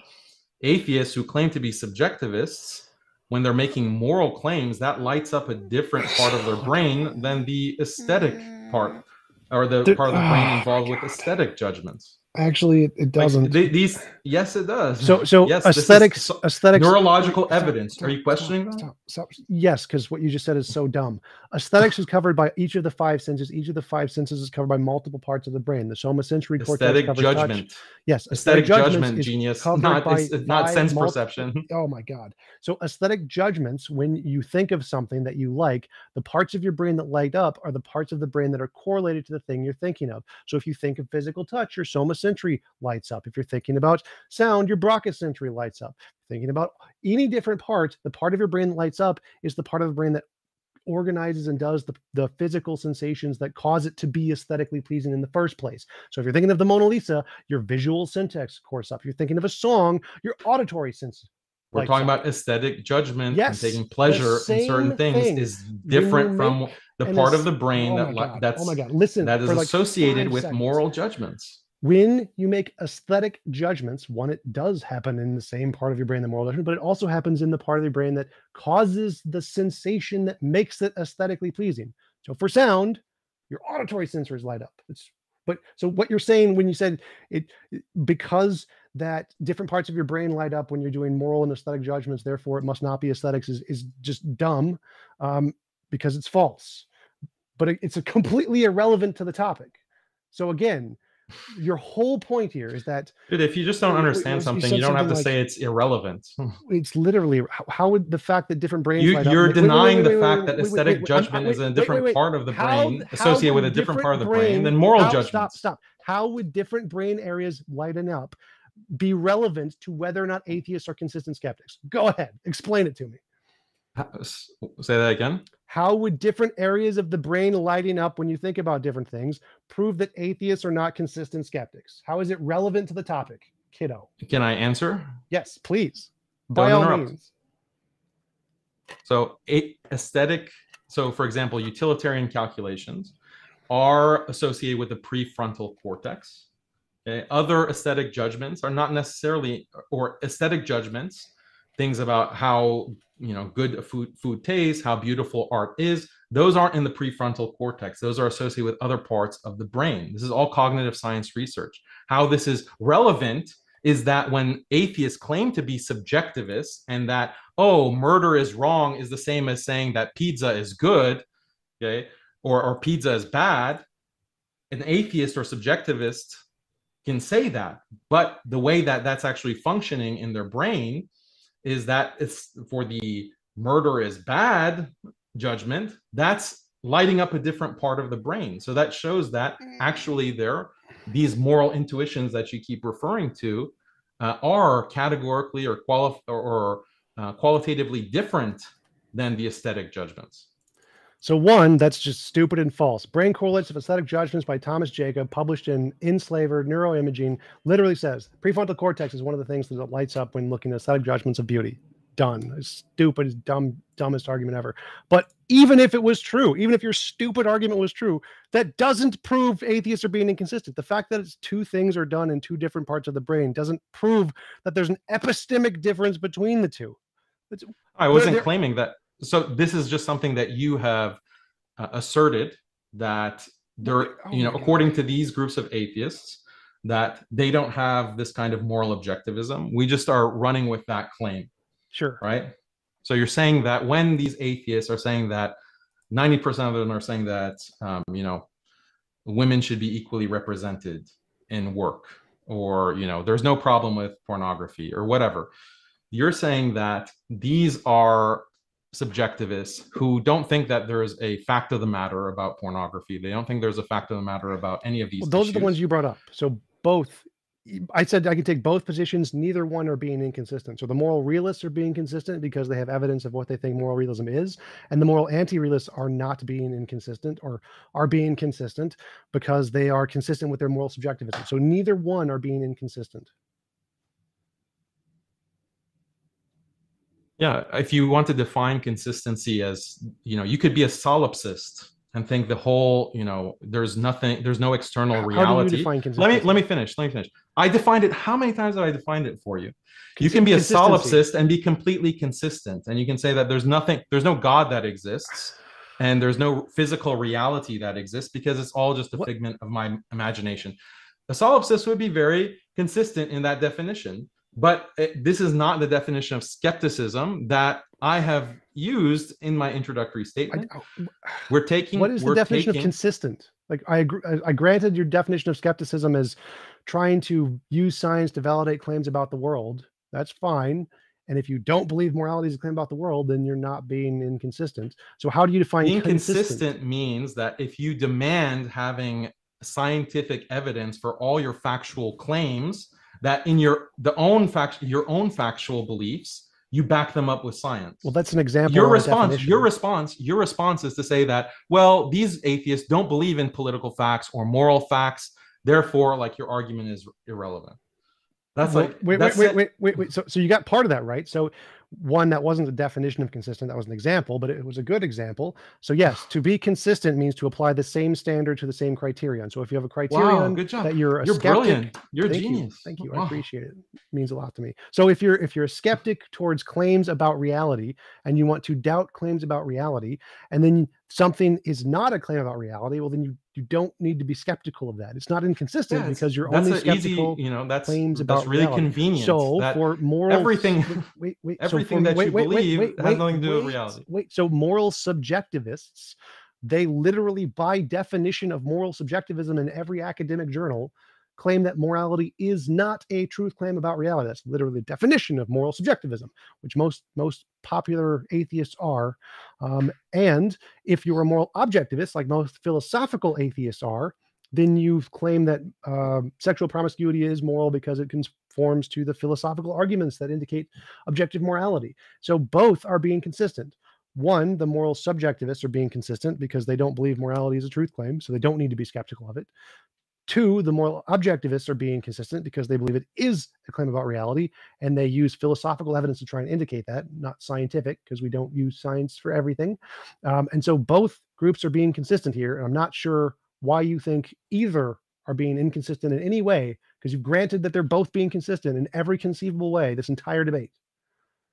Yeah, so it seems like you just conceding everything. You're just bickering about, like, what's the exact definition of consistency. All I wanted to show is that a large part of the atheist worldview, as determined by polling of atheists as a community, shows that their beliefs are not actually based on scientific fact. Right. That's all I want to show. Well, I agree. Like, yes, we believe most of the things we believe, like my favorite color, my favorite drink, my favorite sports team. None of that's based on science. So yeah, the vast majority of my beliefs aren't based on science. You think that what's my favorite color is the same thing as is genocide wrong? No, you think I'm a moral realist. Subjectivist that you're talking about. Yeah, we don't care about your objectivism. You said you, so it's the generic you, as in atheists. Believe that genocide being wrong is like saying, green is a bad color. Like, okay, you want to go with that extreme definition of subjective? You're just making atheists look more ridiculous, actually. Well, I agree. I think it is ridiculous. I think that is a very silly position. I agree with you, and I don't think that moral subjectivism should be the consensus, but it is. So what? Yeah, I think that a lot of atheists who are watching this are going to disagree with the idea that whether Afghanistan has a better government or is like hardcore Islamic Sharia is a better form of government than liberal democracy. Right. That judgment is the same as, is pizza my favorite food or not? Well, if they're moral subjectivists, they won't. But there are lots. You're of saying the moral majority leaders. of them. You're saying the majority of them are Yes. moral subjectivists. And So yeah, so in the chat, people can chime in and say, you know, if you're an atheist, whether you think what Tom is saying about subjectivism, whether that's your actual view about morality. And specifically about Sharia, because when I look, you know, I've debated many atheists and they have very strong views about the morality of Islamic law and Islam as a religion, and the you know, implementation of Islam in society. They have very, very strong views, and they're all consistent on those views. Next time I debate an atheist, I haven't yet met an atheist who is a subjectivist in the way that you describe, but next time I meet such an atheist, I should say, hey, this is all just subjective according to you, right? You know, you're going to debate me on whether pizza is the best food or Harry Potter is the best literature. That should be the response of Muslims whenever the majority of atheists, according to you, on Reddit, you know, the fedora wearing atheists start arguing about, oh, the Sharia, Islam is so barbaric. That should be the response of Muslims. Congratulations, Muslims have discovered the moral argument. Yeah, that's literally what I'm Christians, mocking you. You don't even get it when I'm mocking you. Well, no, I mean, that's literally the argument Christians use against most atheist debaters who are moral subjectivists. Like, yeah, literally, that's why they suck at debate. You just caught up to the Christians that were like 1,000 years ago, because that was their argument. Yeah, you can't have morality without a God. That's literally the argument you're saying. That's your argument. That's your argument. You can't have you can't have morality if there's no correlation with, or this is your interpretation or your projection on what atheists believe, or the majority of them, that, oh, you can't have morality if there's no objective matter of fact about what morality is or what moral claims are there. That's literally what objective means. So yes, but I mean, I agree that moral subjectivism is silly, and I think it's silly that most atheists are moral subjectivists, but for something to be objective, it has to be true about reality. That's what the word means. This may be a good opportunity to go to the Q&A. Gentlemen, both ready? Well, I want to make this point. He said that I'm wrong about aesthetic judgment being a different part of the brain than moral judgment. So let me read you this paper. 1 second. From Thomas Jacobson. And the title of it is Brain Correlates of Aesthetic Judgment of Beauty. And there's a quote here: behavioral results confirm the influence of stimulus, symmetry, and complexity on aesthetic judgments. Direct contrast shows specific activations for aesthetic judgments in the frontomedian cortex, bilateral prefrontal and posterior cingulate left temporal pole, and the temporoparietal junction. In contrast, symmetry judgments elicited specific activations in parietal and premotor areas, subserving spatial processing. Interestingly, beautiful judgments enhanced bold signals not only in the frontomedian cortex, but also in the left intraparietal sulcus of the symmetry network. Moreover, stimulus complexity caused blah, blah, blah. Not prefrontal cortex. Aesthetics and morality judgments share cortical neuroarchitecture. Nora Heiselman and Susan Weber. Pwned. I just read you something that cited Thomas Jacobson. That says the exact thing that I claimed earlier about the different parts of the brain that are lit up for aesthetic judgments versus moral judgments. Clearly, you claim that aesthetic judgment is also found in the prefrontal cortex. It's found in many places. They're all found in many places. That was my point. With that, we'll jump into the question and answer. Want to say, folks, thanks for all of your questions. We're going to try to move through this as fast as possible. As always, we don't want insults. We want meaningful questions. This one we're going to let slide. It's not an insult, but it's not particularly germane. They say, will Daniel debate Lloyd de Jong on the Sharia? I don't know who that is. You got it. DL. It's always possible. Send me a request. You got it. Question for Daniel from DL says, why does Botswana do better than its neighboring countries concerning economics and health matters? Botswana is at 6,700. They don't say particularly what these numbers, what metric this is. They say South Africa as lower at 5,000. And then they basically names a number of other countries, Zambia, Zimbabwe, Angola, that are lower than Botswana as well. It's the abortion. Yeah. Yeah, maybe it's just some kind of liberal policy that somehow makes Botswana better than its immediate neighbors. Yeah, The but when you look abortion at, law, literally, yeah, that's the point. but there's no, fact of the matter of whether abortion is morally justified or not. So This one from DL says, question for TJump. Why did atheist countries like Albania and Cambodia not do as well as countries in similar environments? Dictators who starve the people, that would be why. But if we take like the average of most secular nations and the average of most religious nations, the secular nations do significantly better on a significant margin. So like if we take all the current atheist nations, they're better in pretty much every respect. Like Japan is one of the most atheist secular nations in the world, and it has best healthcare, best life expectancy, best occupation education rate. Pretty good. what about China? But even if we include China, it's still better off than the majority of religious Yeah, but nations. China is becoming the dominant power in the world. Is this an Is argument that against the, atheism is or it a, for is it? it a liberal democracy? Is it a liberal secular democracy? No, but I wasn't arguing for liberal secular Yeah, you democracy. were.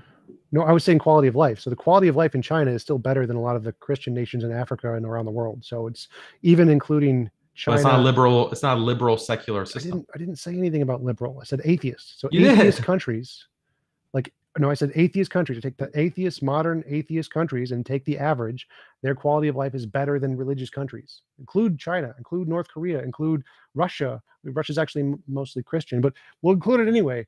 Atheist countries are still better. It has nothing to do with liberalism. Yeah, so Liberalism you can helps. get those better outcomes through brutal dictatorship. Well, Does that mean brutal dictatorship is justified? No, they lower the average. They don't help the average. They lower the average. But it's directional, so they're on the way to be the top superpower. China. What does that have to do with the average? So secular nations, if you take the average, there's some bad ones, lots of good ones. Take the average, higher average than the religious average. So if China becomes the highest GDP country, best socioeconomic status, and they achieve that through their current model of brutal social control and dictatorship, then you would support that model of governance, or you'd say that's a good model of governance. Better than starving to death in a religious nation, yeah. I mean, like the standard is a comparison here. So is it better than a religious nation? Not is it good? No, that's the question. So like whatever has the best outcomes means something that you'd support, or pragmatically, not morally. We've got to jump. Yeah, so these are scientific facts. Like these are facts. Right. What nations are producing the highest GDP? Yes. These are facts that you bring into moral determinations. That's the whole thing that I was arguing. Pragmatic, not moral. Pragmatic, not moral. So morally, the most moral nation is the Jain nation who gives all of their money to charity. They are not the highest GDP. They don't have the highest life expectancy. They aren't the best economically. They are not the best. So why would that be the most moral? Because they impose the least involuntary imposition of will and do the most to help everyone else.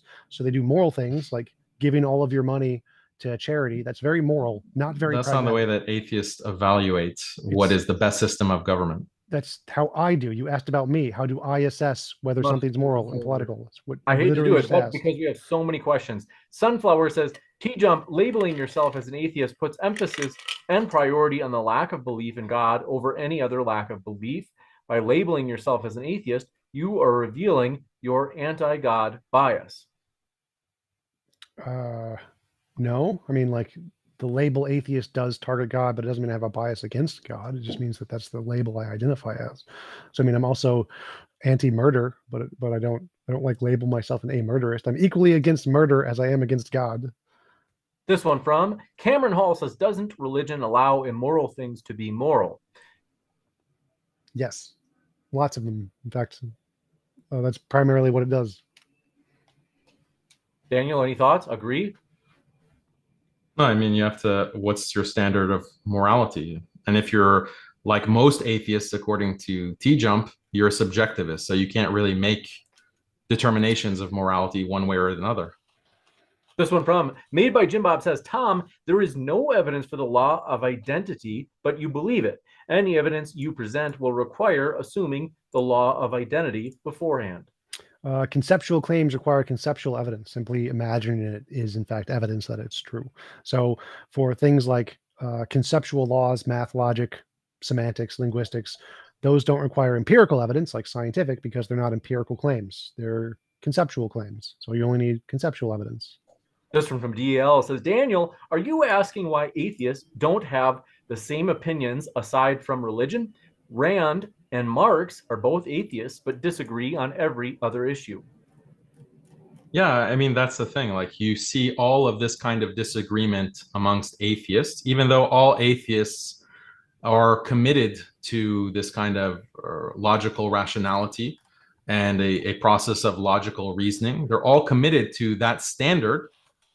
So they're all equally skeptical when it comes to using logic to evaluate beliefs and to weigh evidence and so forth. Yet they come to all of these different positions and all of these different commitments philosophically. Like, there's no consensus on these big philosophical topics. Yet when it comes to the political domain, they have all of this kind of consensus when it comes to liberal secularism and liberal morality. And they often use that kind of those commitments to liberalism to attack religion and to attack Islam. And those are the kinds of debates that I often do, where you have atheists who are attacking the morality of Islam. So this is a very clear inconsistency on the part of atheists. And the explanation for that consensus is very simple. You have mass censorship. You can't really talk about certain kinds of potential scientific facts. You can't really talk about, well, maybe it's not a good idea to have unlimited individual freedom in society. Maybe democratic representationalism isn't the best kind of system. Maybe it was a mistake to, allow same-sex marriage. Maybe it was a mistake to allow sexual liberation. These actually lead to worse outcomes. It leads to a worse quality of life. It leads to all kinds of misery and suffering and depression. You can't even explore those lines of thought. Why? Because there's censorship, because there is also policies, hate speech policies that will shut down any kind of exploration of these kinds of topics. So liberal consensus, it's not a mystery why atheists are all aligned on these liberal issues, is because they're indoctrinated. They're a product of indoctrination. And Tom pretty much conceded that. Absolutely everything he said there was wrong. I conceded that most atheists are subjective moralists, which is the truth, but everything else he said was just objectively wrong. This one coming in from Pancake of Destiny says, thank you, James, Modern Day Debate Team, and all mods for creating this channel. I have to say, all credit goes to the guests. Daniel and TJump are linked in the description, so you can hear plenty more from each of them if you click on those links, and that includes if you're listening via the podcast. We put our guest links there. But thank you, Pancake of Destiny, for your kind words, who said, this channel helps with my depression. We're glad to hear it helps. Seriously, Pancake of Destiny. And said, question for TJump's chair, how does it feel for your clam-shaped chair to win all debates? Oh, very nice. And feels like warm. Wait, I get to answer that, right? That was a question. Clearly, I get to answer that. Feels like warm rainbow farts, warm rainbow unicorn farts.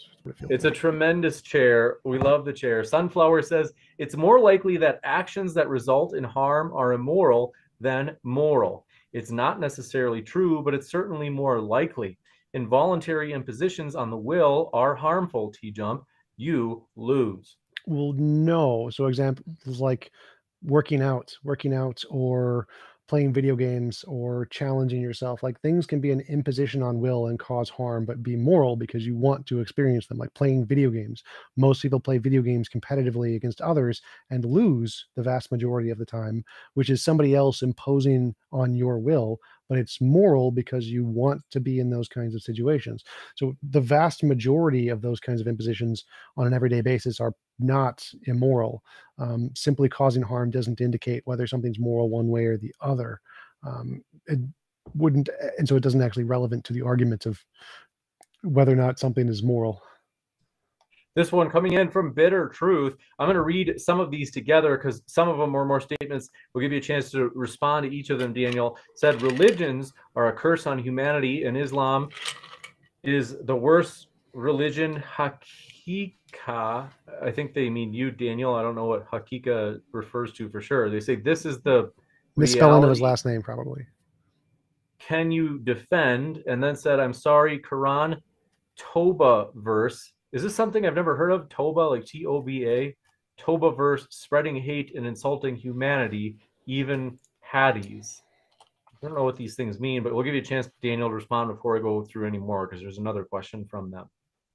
Yeah, I mean, debate atheists who want to claim that Islam is morally bad because of this verse in the Quran or this hadith. And when I take them through like basic argumentation, and I will make a utilitarian argument, or I will make a argument appealing to natural human emotions, they really can't respond.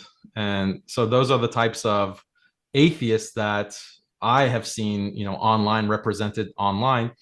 And it's not really hard to make these kinds of arguments against liberal positions. Like, people have this kind of liberal outlook on life. Their entire worldview is dictated by liberal sensibilities. We need to maximize freedom and equality, and men and women are equal in every way, and sexual liberation is such a good thing. They have this entire structure, like this entire worldview, and they don't apply the kind of skepticism that is directed specifically towards belief in God or belief in traditional religion. So this is a blind spot. It's an inconsistency, and it's very easy, to point that out and to show how, silly these atheists are in their evaluation of Islam. This one from Bitter Truth as well. I think I know your answer to this, Daniel, but I'll humor you. They say, can you please show us there are human values in the Quran? That's my guess is you'd say yes. Okay, this one from ASDF says, being correctly skeptical about a child, being correctly skeptical about Muhammad's angel story doesn't require you to be skeptical about sky teapots or alien abductions. I think they're saying a person can be consistent to reject Islam and yet still believe in sky teapots or alien abductions. Well, when it comes to people's the belief in a God creator, that's actually something that is quite universal. It is something that's biologically based. You can read anywhere, Justin Barrett on this. You can read any of the cognitive science of religion research on this topic. But belief in a creator God is universal amongst humans. And that's exactly what Islam calls to, is to the worship of one creator God. But belief in teapots, or like the space teapot or the flying spaghetti monster, those aren't actually backed by human intuitions. Whereas the belief in one creator God is. It's based on one of the most fundamental human intuitions that people have. And I can, refer you to this kind of cognitive science research which justifies that. Olivera Petrovich is another researcher who found that even in societies that are polytheistic, their religion is polytheistic, or they don't have any religious belief in a creator, even in those societies, children will still believe in a creator God, such as in Japan, for example. So this is a lot of evidence for belief, that how belief is something that's very natural. It's something that's very human. Every fallacy, bias, illusion, delusion are all natural. It doesn't mean that they're more rational than believing in a teapot because they're natural. Appeal to nature fallacy. Well, great response, Tom. This one from Jesse Miller says, good science must support good theology. I don't know who that's for, though. Bitter Truth says, Afghani peoples, let's see.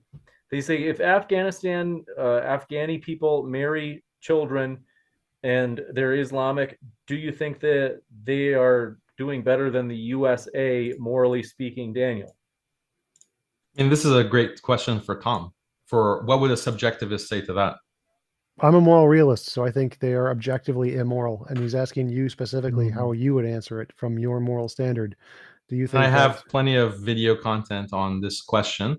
Would you go to yes, you can refer? Do you have time? You can go to yes that. Or no? No, I'm just wondering, like, if I'm a subjectivist, there's really no fact of the matter. Most atheists would not be able to respond to this question. They'd say there's no problem. Seems like there's can't. There's no fact of the matter. No. There's no fact of the matter about marrying a 9-year-old. There's no fact of the matter whether that's right or wrong. Right. According to most atheists. According to most atheists. I've already answered this question, but just for the point of this discussion with an atheist, you claim that most atheists do not believe there's a fact of the matter about whether marrying a 9-year-old is right or wrong. Objectively moral. So yes, they're objective, they're moral subjectivists. But the question was for you, based on your morality, is Afghanistan morally better than America? Yeah, my answer to the question is that any country that implements Islamic morality is better than one that does not. Thank you for answering. I mean, this is not like anyone who's familiar with my debates knows, like, this is not a gotcha moment. It definitely is. Definitely is. No, the gotcha moment is that most atheists, according to you, think that there's no morality about that question. That's the gotcha. Right. I agree. I think that's stupid. I'm more realist. I agree. Yeah, most atheists are stupid, right? Right, Tom? In many ways, most people are stupid. Yeah, most atheists are stupid, right, Tom? This one Most from humans. Bitter Truth says, Daniel, I'm sorry, Bitter Truth, I'm trying my best. I don't know what this is saying. They say the Quran has hundreds of scientific errors. How did God who created this universe and didn't know about it, claiming he made the universe, which is wrong? Come on, I don't know what. Maybe you guys know what that means. I don't know what that I mean, means. it's just Hindus errors in the Quran. He's just saying there's errors in the Quran, therefore it can't be true. Wow, there's errors in the Quran? Oh, okay. This one from Bubblegum Gun says, if the Harry Potter book gave you cancer, that would be a utilitarian fact. Books don't give you disease. Sexual promiscuity can. Awful argument. TJump. You soy boy. I added the last part. Okay. So, come on, Tom. I don't understand the argument there. Like, the argument was, again, that harm does not equate to morality. So whether or not a book did or didn't cause you harm wouldn't make it any more or less true that it's the best book. So it's appeal to consequence fallacy. It's literally like. So I have a question for you, Tom. Like, you have this belief that if you impose on someone's will, that is involuntarily, that is wrong. So there's no concept of harm in that? No. So like if someone wants to die and you kill them, that's moral. So it's only if they don't want to be harmed and you harm them, is it immoral? If they want to be harmed and you harm them, then it's moral. So you're just like you're just asserting or postulating that is what morality is, that imposing the will. No, that's my conclusion based on the evidence. But what evidence supports that? Moral intuition and moral progress, the philosophical dilemmas, and all of the progress in the field of philosophy over the past 500 years. Well, isn't China a counterexample? Because China does not allow individual freedom to the same extent as many liberal countries, yet it is progressing. That's the directionality that I was talking about. It's becoming a world superpower, despite the fact that it socially controls heavily its population, imposing on the will of people. Isn't that a great counter example? Counter example of what? Whole morality. To your whole morality about progressivism and moral objectivism. No. Again, so there's no part of my morality that says being moral leads to more progress. It's not literally the opposite of what I said. The most moral people are the Jains. They don't make the most progress. Progress and what makes pragmatic growth in the world has nothing to do with morality. It has to do with pragmatism. So no one thinks that being moral is going to lead to more technological So then what's growth. the evidence?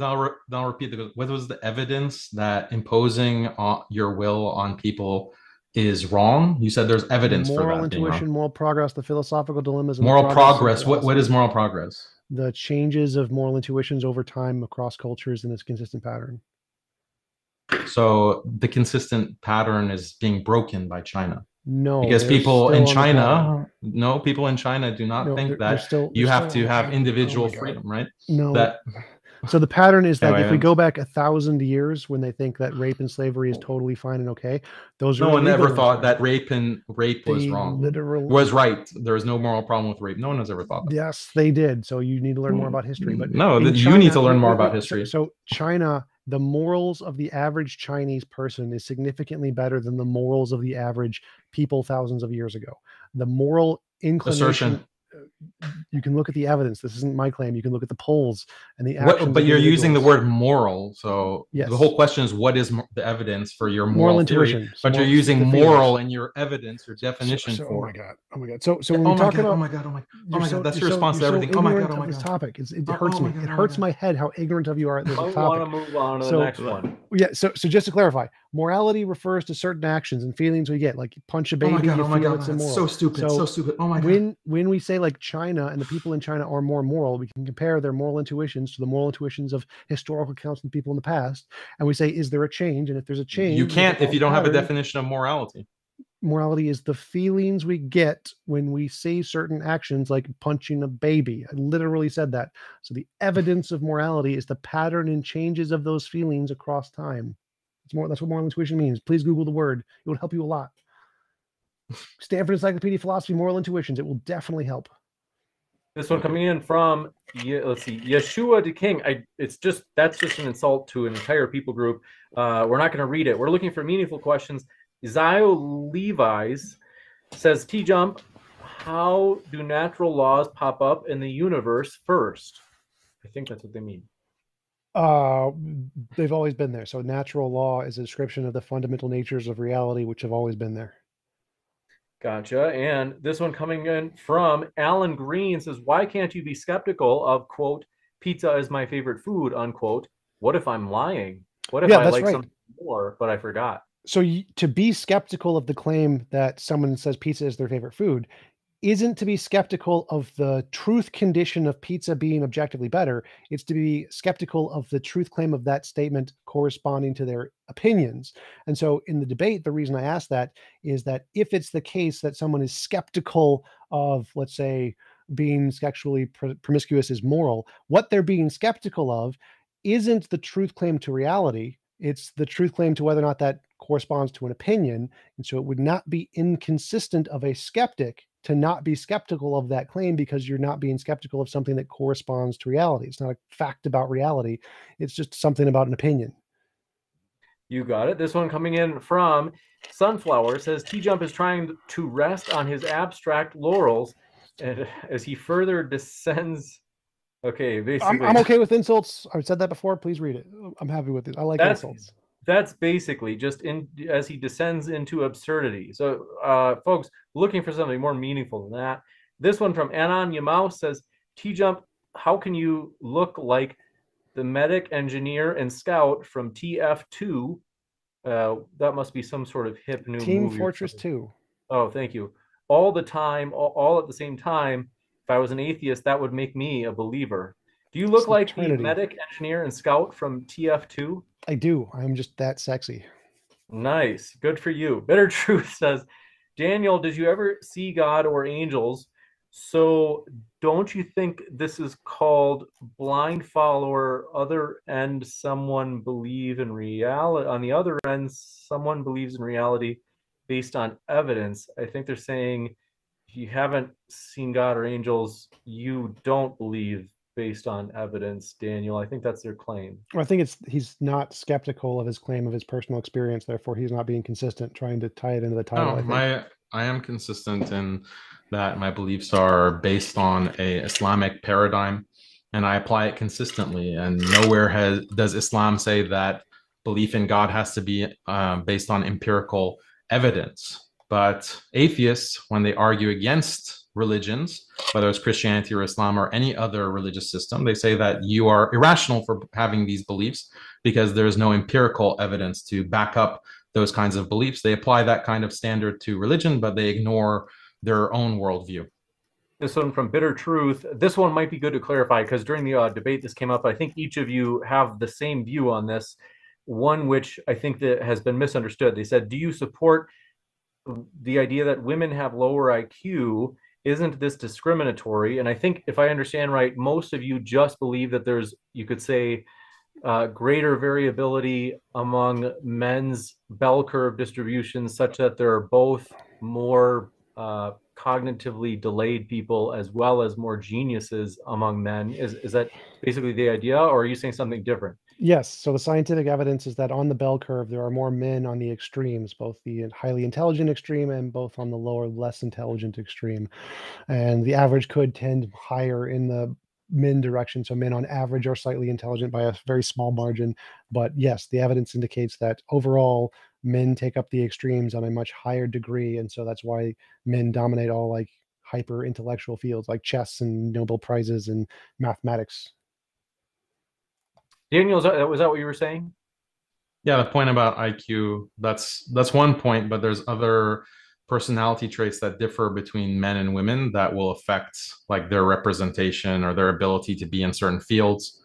The more competitive fields tend to prefer men because men have more testosterone that makes them more competitive. Those are all scientific facts. But those facts are not allowed to be discussed within liberal society to justify this kind of gender equality ideology. and we don't see atheists really questioning that ideology or voting against, you know, a less progressive or less liberal ideology. Gotcha. So in other words, folks, or bitter truth, I think each of our guests is just saying that the distribution of men's intelligence is kind of flattened. The bell curve basically has both more cognitively delayed, or what we used to call retarded people, and also more geniuses, but the averages can still be the same. It's just that the distribution is flatter, so it's not necessarily that one sex is smarter. But they also said, do you support child marriage, Daniel? And do you think that this is morally acceptable, and is that morally consistent? Yeah, it's morally consistent according to Islam. It's morally consistent with respect to every single traditional culture or religion, including Christianity, including Hinduism, that permits minor marriage. The idea that marriage is only morally acceptable if, you know, both parties are over 18. This is a modern development. This is something that is found in modern culture, but was not universally shared and is still not universally shared by people across the world. Muslim or Islam is not the only religion who believes in the morality of minor marriage. This is a great example for China. The reason China is actually an example of moral progress. Their age of consent is 14, so they actually do disagree. 14 is considered minor marriage according to Western. Right, but remember progress. They're not an example of regress. They're an example of progress. So they're closer. They're getting there. They're a lot better than the Islamic society. Well, a lot of things they've changed. They also thought that, you know, we should limit the number of children within a family to just one child per family. They also walked that back. They walked back women's representation. Yeah, they walked back women's liberation. They have censored feminists and those promoting women's liberation. They walked back. So you consider that moral progress? It's a lot better than the Islamic societies today. And no. Just answer. Is it better? Is it moral progress to roll back feminism and roll back women's liberation? So in any graph, there's ups and downs. The trend is what we're looking for. And is the so they're approaching? They're getting closer to Islamic society by rolling back Islamic. They're going away. Women's liberation. Going away from Islamic society. The fact I just gave you examples. I gave you examples where they're rolling it back. So I don't know how you're so ignorant of statistics. There are ups and downs in any graph. The trend is what we're looking for. What is the pattern in the trend? Are they Their trend is mostly becoming doing more good? dictatorial. The trend is more social control, less individual liberty. That's the trend within China, using technology. Yes, it is. No, it's not. Yes, it is. No, the trend within, you're just ignorant about most topics, but definitely China is implementing the social credit system that controls all of Chinese society. There's less individual liberty in China because of technological progress. How many slaves are there today? So the trend is actually away from liberal society. No, it's not. This is just basic Yes, facts. it is. Education rate is increasing. Do you know what a social increasing. credit system is? Yes, do you know what social? I'm very well acquainted with China. Is that more? Yes, is that it's more bad. Conducive I to agree. Individual liberty. I agree. Okay, so that's being developed. It's becoming more expansive. It's basic facts. Is it becoming more expansive or no, Tom? Is it becoming more they're becoming better, morally better. The social credit system is more expensive or no? No, answer is moral. Is the social credit system? I already answered that. Yes. So it's becoming more expensive. So it's becoming more expensive. I already answered that. Is it no? You didn't. Is it becoming more expensive? I already answered in China. That. So the social credit system is it becoming more expensive? Social credit system is bad. Use your tactic, Tom. I'm social credit system is bad. Is it becoming more expensive in China over time? That system, yes, that one system. So is that progress? That one system is not a representation of the entire system of China.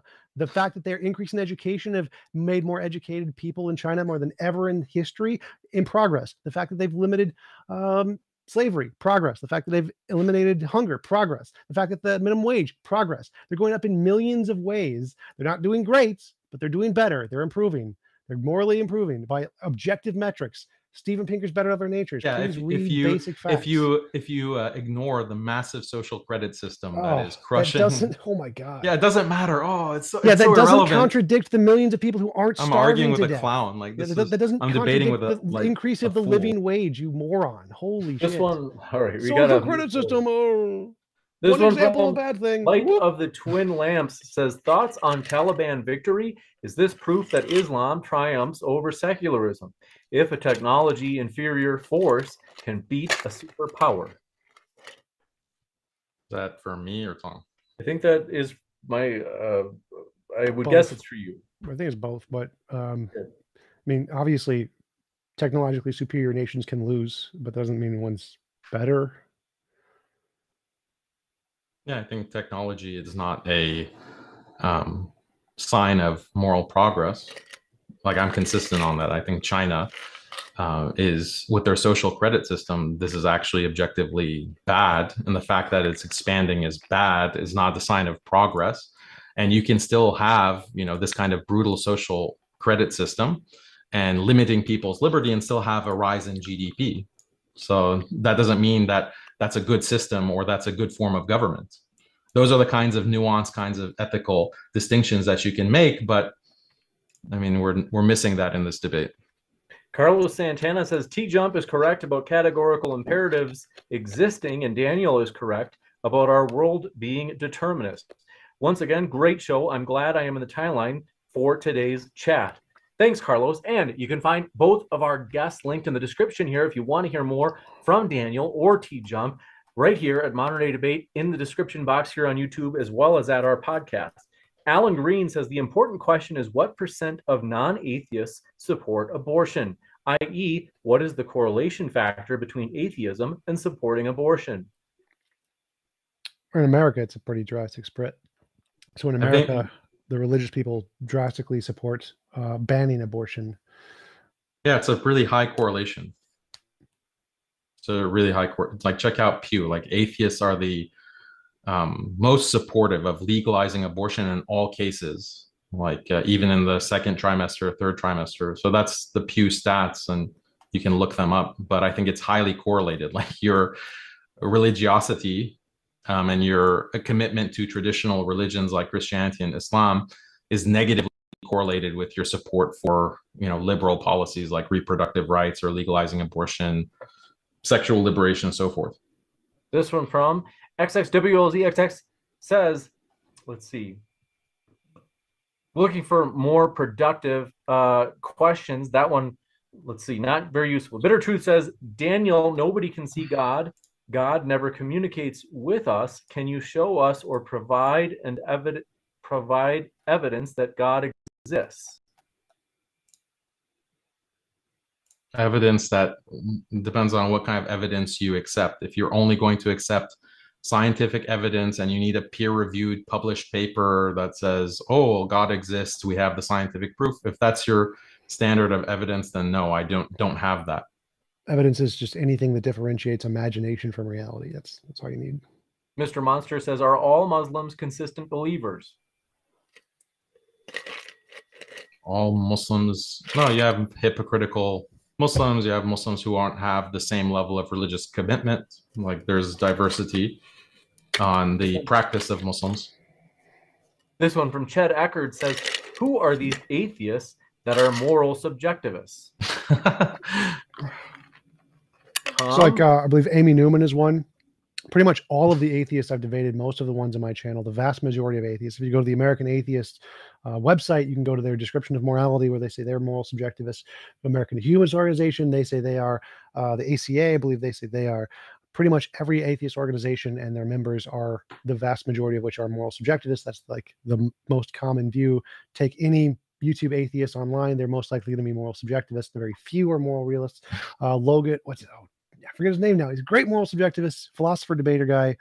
I haven't debated him yet. Lance Bush. Debate him on moral subjectivism. He'd be great. Most regular atheists are. They're all over the place. My chat, 10 people just said we're moral subjectivists. This one from DL says, for Daniel, thoughts on Ser Antonio, the former Peace TV host, leaving Islam after learning Aramaic. He agreed with Orientalist scholars that it was likelier that the Quran copied Alexander's legends. Yeah, I read this story about this guy who was in prison because he was like recruiting for ISIS. And then while he's serving this kind of prison term, after recruiting for ISIS, he discovers that, oh, well, this story in the Quran in Surah Al-Kahf seems to be referring to Alexander the Great, Therefore, this must be a copied story in the Quran. Therefore, he left Islam. So, I mean, it's pretty stupid reasoning. This one from XXWLZXX says, by the way, China has become significantly more liberal since the death of Mao. The most prosperous parts of China are the free trade economic zones in China. No disagreements? Well, I think that there is, again, this very oppressive social credit system that is monitoring all Chinese citizens. And if we are to believe the Western news reports about China, like during the height of certain periods of COVID, they were literally like welding the doors of apartment buildings shut to keep citizens, trapped inside and not leave, and just trapped in quarantine. And they're even like killing pets. And like, this is the level of repression that you see in a country like China. So if that means it's more liberal than the time of Mao, I don't know if that's saying much, but I think it's going in a more repressive direction. And that's because they find that to be beneficial. The power that be in China thinks, the CCP sees that as in their interest to control the Chinese population and use technology to do so. And I think Western liberal governments are also discovering that. It's better than Mao, but it's regressing somehow. No contradiction. Not totally Tom, there's ups and downs, Tom. There's ups and downs. Right. This one coming in from WLZXX says, will Daniel ever be willing to debate specific claims from the Quran, such as semen coming from the backbone of the man and ribs of the women? I mean, these kinds of debates are stupid because whatever explanation is given, you're not going to accept. These atheists aren't going to accept those kinds of explanations. So very specific debates like that, I don't find productive. Like, I thought this kind of debate would be productive to talk about like skepticism and worldview of atheists as a collective. Those broader topics I find to be more interesting, or like science, like the value of science and evaluating religious texts. Those are good debates, but like specific verses, like, I don't know how useful that is. This one coming in from Catch22 for TJump: is touching a baby on the hand with sexual intent wrong, even if it doesn't cause any harm? And if it is wrong, why, under an atheistic view?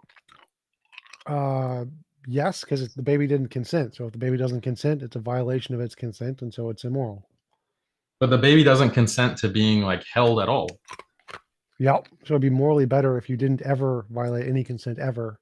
But when we have a pragmatic so never world, holding a baby is better? If we had a perfect world where no violations of consent were required, so we could just give the baby everything it needed to be an adult like instantly, then yeah, that'd be better. So mothers are immoral by carrying their babies. No, they're pragmatic. So in a perfect world, if we didn't need to violate consent ever, that would be good. Babies don't have the ability to consent because they don't have the intelligence to live. So why is that? Why is that pragmatic? But if you touch with sexual intent a baby, that's morally wrong. Because it's not pragmatic. It's literally the opposite of pragmatic. Well, I think the person who is touching the baby thinks it's pragmatic. What do you think the word pragmatic means?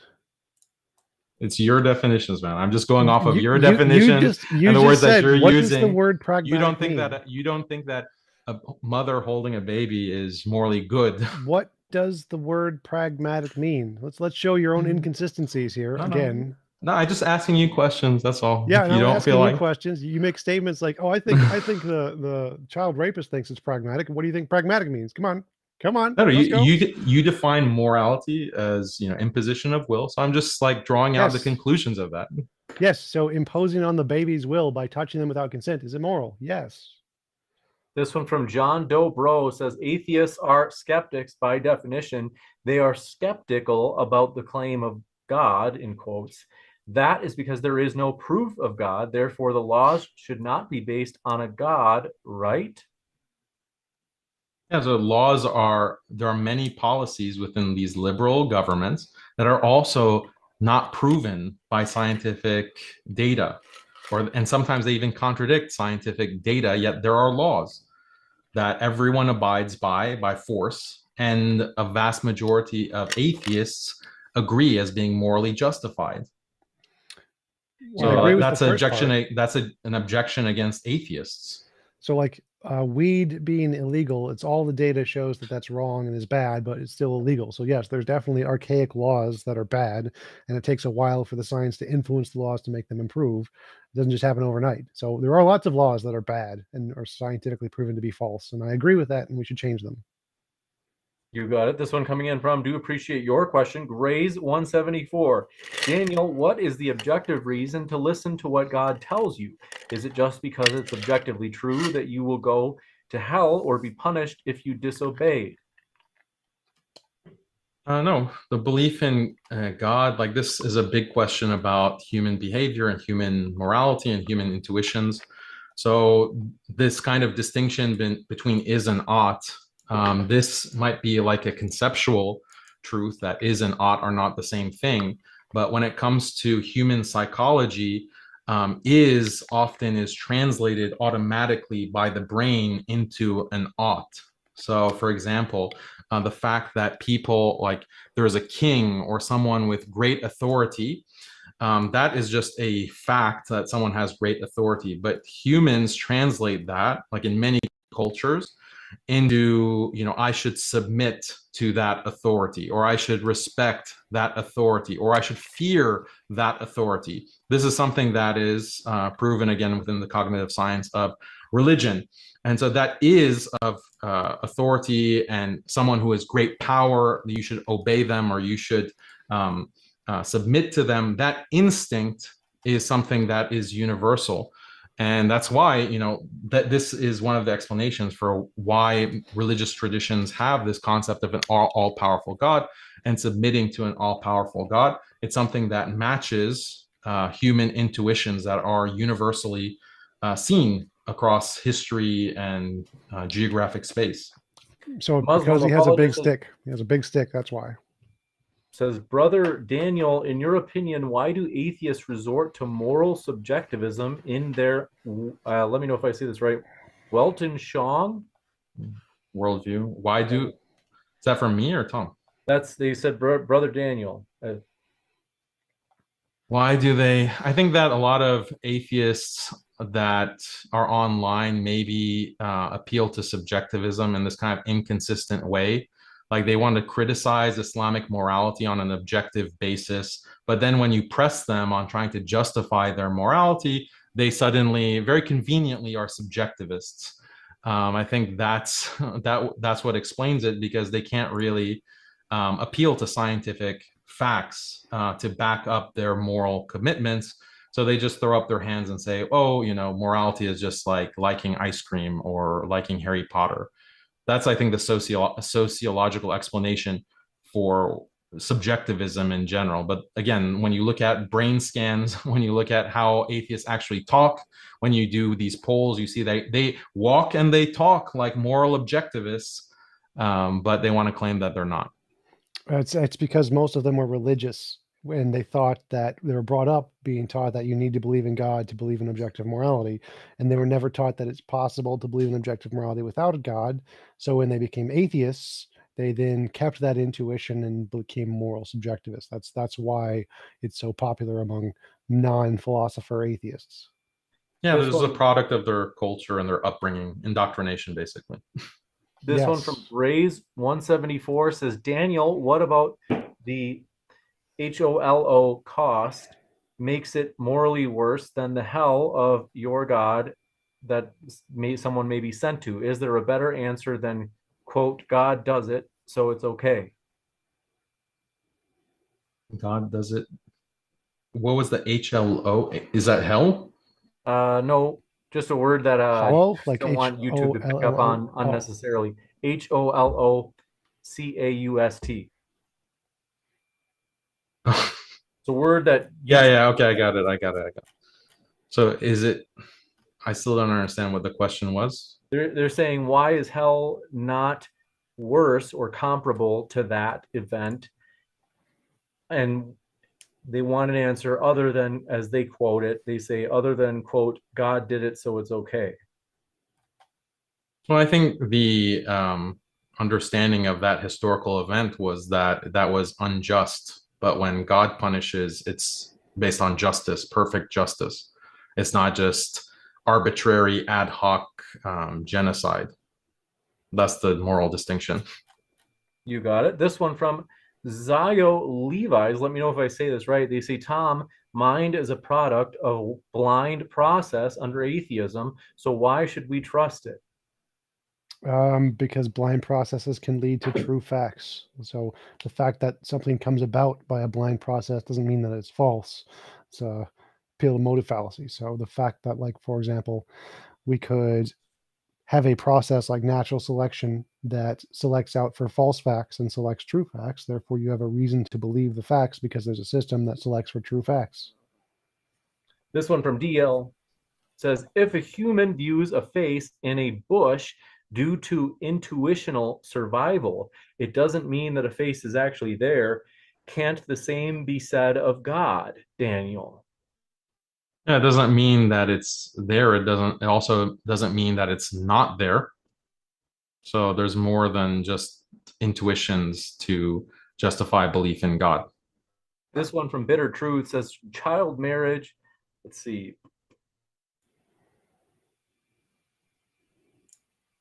Just basically, this is basically a duplicate question, Bitter Truth. Famo TV says, Tom, you mentioned people marrying young in Afghanistan, yet you have zero problem with people changing their gender or taking on prostitution because it's quote unquote their right and we shouldn't interfere with their autonomy. James, I can't unmute. I can't hear you, Tom. Let me, I didn't mute you, but let me work on it. Yeah, I muted myself to make the ice sound not show up. Yeah, so child marriage is immoral because children aren't of the age of consent, and so doing something to them is immoral because they don't have the ability to consent. Adults, like for prostitution, are adults; they can consent. So I forget what the other example was. They had said people changing their gender. Yeah, I mean, if they're adults, they have the right to do that. It's their body, their choice. So that's perfectly not immoral. What about children? No, they can't consent, so it would be immoral for children to do it. So is it immoral to put children in school? Yes. Force them to.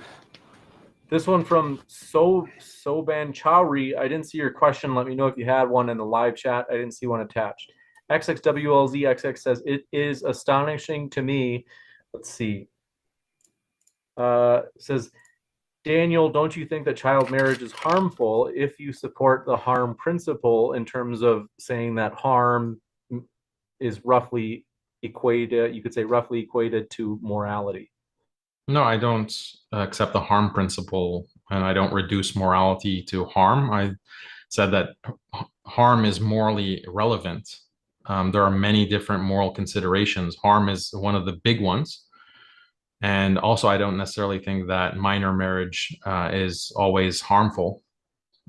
So that's actually the consensus scientifically, because what evolutionary biologists will say is that, well, there must be some kind of evolutionary adaptive advantage for why this is found in all human societies, this practice of minor marriage, regardless of religion or culture. So there must be some kind of evolutionary advantage. I'm not saying that I endorse evolution, but this is what the psychological consensus is. And it's actually a controversy because it's taboo. Minor marriage is taboo according to liberalism, yet they can't find a reason to categorize it as a psychological dysfunction if, a man marries a, pubescent woman. So this is actually a debate within moral psychology. This one from XXWLZXX says, Tom is right. There's massive evidence that people are progressing on a massive scale when it comes to morality. Daniel, please read Steven Pinker's The Better Angels of Our Nature. Yeah, so Steven Pinker is, again, very selective, like all atheists. I assume that Pinker is not a subjectivist. He's an objectivist. So he's very selective in the kind of scientific data that he points to. And for any kind of data that you can show that, oh, well, liberalism leads to these kinds of positive socioeconomic outcomes, you can make a contrary argument that less liberty, less individual freedom will lead to those same outcomes, but we're not allowed to ask those questions or do that kind of research because the research funding is controlled by a liberal establishment, by liberal institutions. We're not allowed to talk about these things on social media. We have to like use code words in our debates and our social media presence because you'll get censored. So it's no surprise that Steven Pinker at Harvard can write a book and completely ignore the contrary side to the debate, and people aren't wise to it because everything to the contrary has been censored. You got it. This one coming in from, do appreciate your question. Melvin Waterin says, can TJump prove that his family members love him using scientific evidence?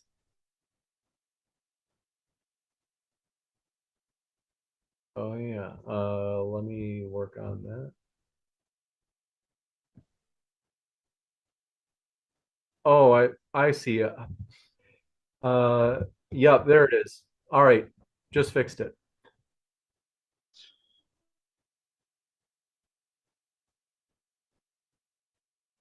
Everywhere in the world, quality of life is improving. It doesn't matter about liberalism. What was his question? They asked, can you prove using science that your mother loves you or other family members love you? We can find empirical evidence by using neurological correlates of love to conclude that, yes, there is evidential reason. We can't prove it with 100% certainty, but we can prove it with any level of scientific certainty, yes. DL says the theory. So also about Pinker, let me just respond to that, because how do we define quality of life? Life expectancy, quality of life is in everything that measures the expectancy, the happiness, the meaningfulness, everything that we can ever measure. So the nutrition level. Yeah, so you have to make a decision. You have to make a moral decision about what counts as being relevant to quality of life. Someone could argue that, look, most human beings value marriage. They value big families, they value community, they value religion and belief in God, but all of those things are being destroyed within societies. They're objectively getting worse and worse. Fewer people are getting married. I think you have a personal problem with that issue of, finding a female partner, Tom. So these are things that are getting worse and worse in society. And I'm not trying to dig at you, Tom. You just literally had a video talking about your trouble on your channel about having difficulty finding a girlfriend, I think. Instagram model, yes. Anybody in the chat, please, if you could have an Instagram model, introduce me. It'd be appreciated. It would be great. Yeah, so that's like suffering that you're going through, and that it's much harder now for someone like you to find a loving partner than it was 50 years ago, 100 years ago, 200 years ago. So all of these things that human beings value are not counted in Steven Pinker's analysis of quality of life. No, they're not. If they were counted, then those things are all taking a nosedive.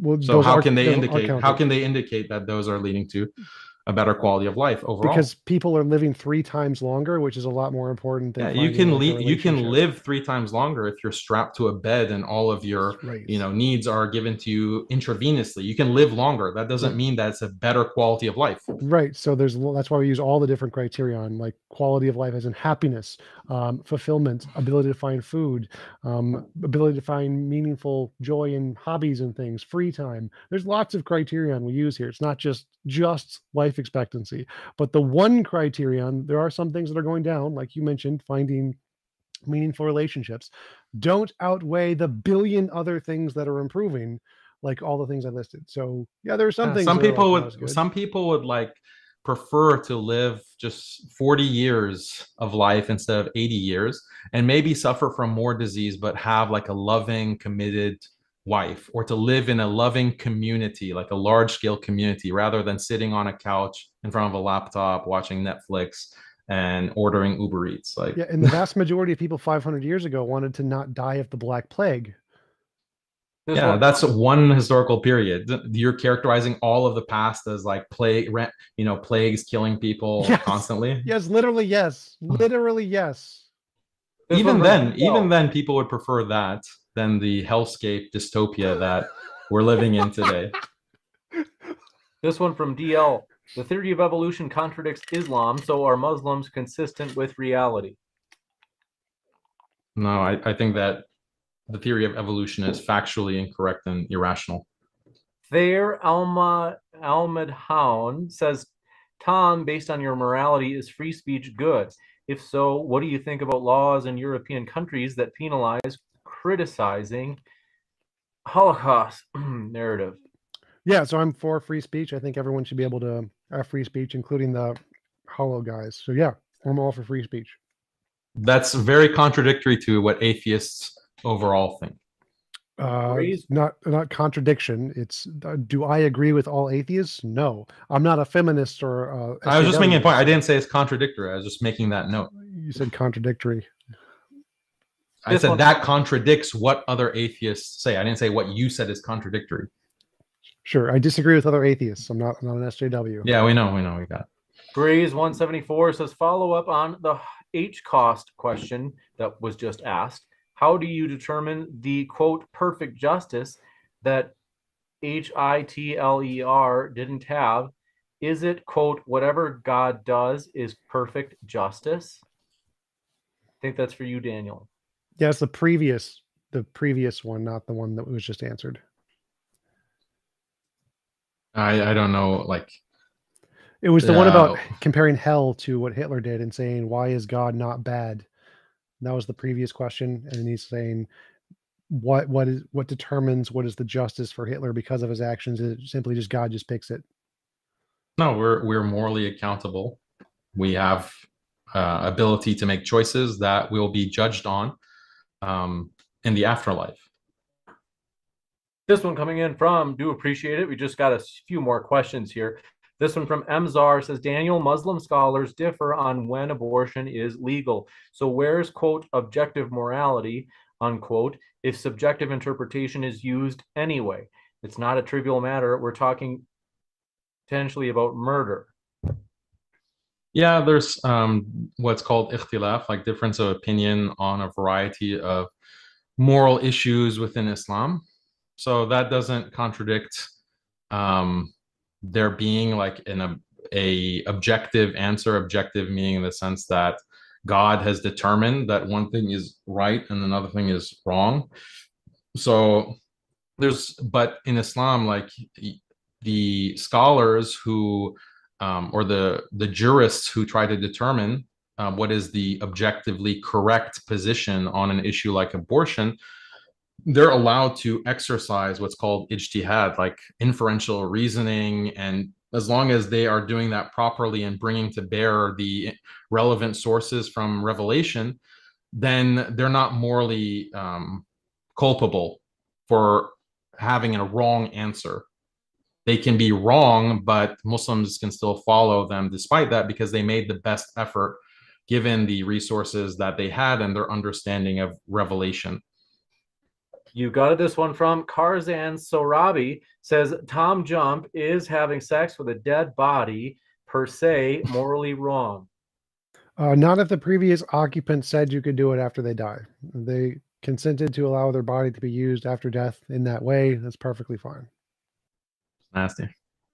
Next up, this one, Famo TV says, but Tom, are you okay with kids, such as, I think they mean like 9-year-olds, transitioning in their, no. Being male to female? No, I think that kids under like whatever the age of consent is aren't allowed to consent, and that doing so can have drastic consequences later in life. And I think that they should wait until after like 18 or whatever before they can legally should be allowed to do that.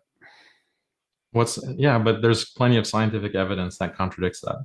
Like the arbitrary line of 18 is not supported by any kind of scientific evidence or moral fact or objective fact. If there's scientific evidence that they're better off transitioning earlier and it doesn't cause problems for the majority, then I'll just admit I'm wrong. And then, yeah, if it's scientifically supported that it's healthier for them to transition at an earlier age and that it would be worse for them to not transition for the majority of people, then I just say, yeah, I'm wrong. Go with the evidence. Yeah, all of that is like you're just using the word worse. You're using the word better. All of these are like normatively packed No. words that you're applying, but I'm a it's moral not clear. realist. Moral realist, remember? I believe in objective morality. Yeah, but it doesn't connect to like the will, like a person's What? consent, because Yes, it does. no, because you make a distinction between what is meaningfully consent, like who can give meaningful Yes, consent. you have to be of the age of consent to give consent. So that is consistent. Yeah, but the question is who determines that line, and We it's use our not best something that can be guess. scientifically okay. Best This is evidence to best. try to say who is capable of giving actual consent. We try to use science to evaluate that by using rationality and tests to say who has the intellectual capability to analyze the situation and make a rational decision and isn't just making a decision based off of some mental incapacity. If someone has a mental incapacity like a brain tumor or something, they don't have the ability to consent. And then we can analyze kids' brains and say, well, are they more like the cancer patient or are they more like an adult? And then we can assess, well, where do they transition between more of just a responsive meat sack like a cancer patient into a rational human being who can make rational decisions, and we try to estimate that age and give an appropriate destination of saying this is where the age of consent is. It's pretty rational. This one from Famo TV says, Tom, why are suicide rates extremely high among atheists? Is this true? I don't know if this is true. In America, it's Yeah, true. it's true. In America. So in cultures that are the most majority religious, people who are in a minority have a higher rate of suicide. So atheists in America have a higher rate of suicide because of cultural disenfranchisement and challenges in society of being ostracized. In secular nations, it is not the case that it's true. In secular nations where they're majority and they feel accepted, they have lower rates. And so it's relative to the culture. In America, it's because of cultural disenfranchisement, lots of religious effects on politics and how that impacts the secular community. This one from DL says, Shias think imams are divine. Muslims are consistent. I think they're saying there are a lot of different heretical groups in Islam. That doesn't this one make a difference. Hassan Kameth says, modern day debate, Daniel Haqiqatjou versus Matt Dillahunty, make it happen. We'll try our best. And Grays 174 says, at least Destiny got destroyed in this debate. Amen to that. This one coming in from Ananya Mouse says, TJump under a liberal system, can you identify as the medic and demand free hats from Valve because you're entitled to them? I demand Half-Life 3 from Valve because we're all entitled to it. What was the name of that game? Team Fortress 2. I'm behind, Tom. I used to play Mortal Kombat. This one from Famo TV says, Tom, then explain LGBT pushing kids to transition. You like that, don't you? No, I don't like that. I'm not an SJW. I'm anti-feminism. Oh, so you believe that was determining the age of consent. You have to evaluate all the scientific empirical data to see like what is the quality of life, how do things improve. So that you address that for transitioning, children transitioning to different genders. But what about marriage? So you could argue, you would on that same basis say that, okay, if it's shown that 9-year-olds who get married, they have really high levels of happiness, they have high levels of quality of life, you would say that it's moral for people to marry 9-year-olds. No, I'd say that the age of consent is determined by whether a brain of a human being is able to make rational decisions. Yeah, what if that's determined? Like a 9-year-old is able to. If we determine that in the future that the intellectual capability of children at some point reaches some IQ level where they can achieve adult levels of consent, then yeah, we can just make that the age of consent. It's not going to be the case because we have the studies on it, and it isn't that low. Actually, I think you should review. I think you should review the studies. I have. Also, you can. So the studies actually show that most rationality doesn't really develop until like 24. Your brain continues to develop later, so we should move it back further. Well, actually, it's like there are studies that show that you really can't. You haven't fully developed mentally until you're in your 30s. So yes. Can you give consent to get married before you're in your mid-30s? Right now, we think that the ability to give consent is rationally justified at like 18 or something. It may be in the future we could determine that it's later than that, but no. Based on your definition of being an adult and being able to make consent and the development of the brain, the human brain is not fully developed according to some studies until well into the mid-30s. So there's no meaningful consent for anything prior to the mid-30s, according to your definition. No, based on all of the studies we have, the best conclusion we have for consent is about 18. There are some studies that, so yes, the brain continues to develop through life later. Does that mean that because of this one criterion in the brain that we should make the age of consent based off this one criterion? No, because there's lots of other criterion that establish that the best age range is about 18 for right now, until we have better data and a multitude of studies that indicate something different. This is the best scientific conclusion. Going with anything else would be inconsistent. The science just so conveniently matches up with what, the liberal culture is. It's just a miracle. That's why we did put it that way. From DL says, Dan and Tom, is the Quran true because it's beef preserved? I don't understand what that means. Been preserved? Oh, yeah, I think that's what they meant. I prefer the beef. I like the beef version. The beef version is good. Oh, there are many reasons to know that Islam is the truth. The textual preservation is a very strong evidence, not necessarily conclusive proof, but a strong evidence that Islam is the religion chosen and revealed by the creator to all of humanity, because if you think of a creator God who wants to send guidance to humanity, he would preserve that guidance, he would preserve those texts, and there's no textual preservation within any religion that compares with the textual preservation of the Quran and other Islamic texts like Hadith. No, the Quran has not been preserved. Most of them were burned at one stage, and then one specific version was then copied after that, which makes the illusion of preservation when you destroy all of the earlier copies so that you can't prove that they've been debunked. But yeah, they haven't been preserved. It's pretty strong consensus that the earliest copies, the earliest manuscripts you can have many copies. One sec. So the earliest manuscripts we found do show inconsistencies with the current Quran, and so it hasn't actually been preserved. No, absolutely wrong. This one from Grays 174. Daniel, how do you define quote unquote perfect justice? God's justice. This one from XXWLZXX says, the Maldives has the strictest Sharia in the world, and they have the highest rate of divorce in the world, 11 per 1,000. I think they missed a 0 or something. Because wouldn't 11 out of 1,000 be like 1%? Maybe. So let's just stick with, they say that the Maldives has the highest rate of divorce in the world. Islam doesn't preserve marriage, they say. Yeah, I mean, I don't know what the stats are for the Maldives, but it's possible that you have a Muslim country that implements Sharia, but you still get, these kinds of problems because you are living in this hegemonic liberal world order that affects everyone like a poison.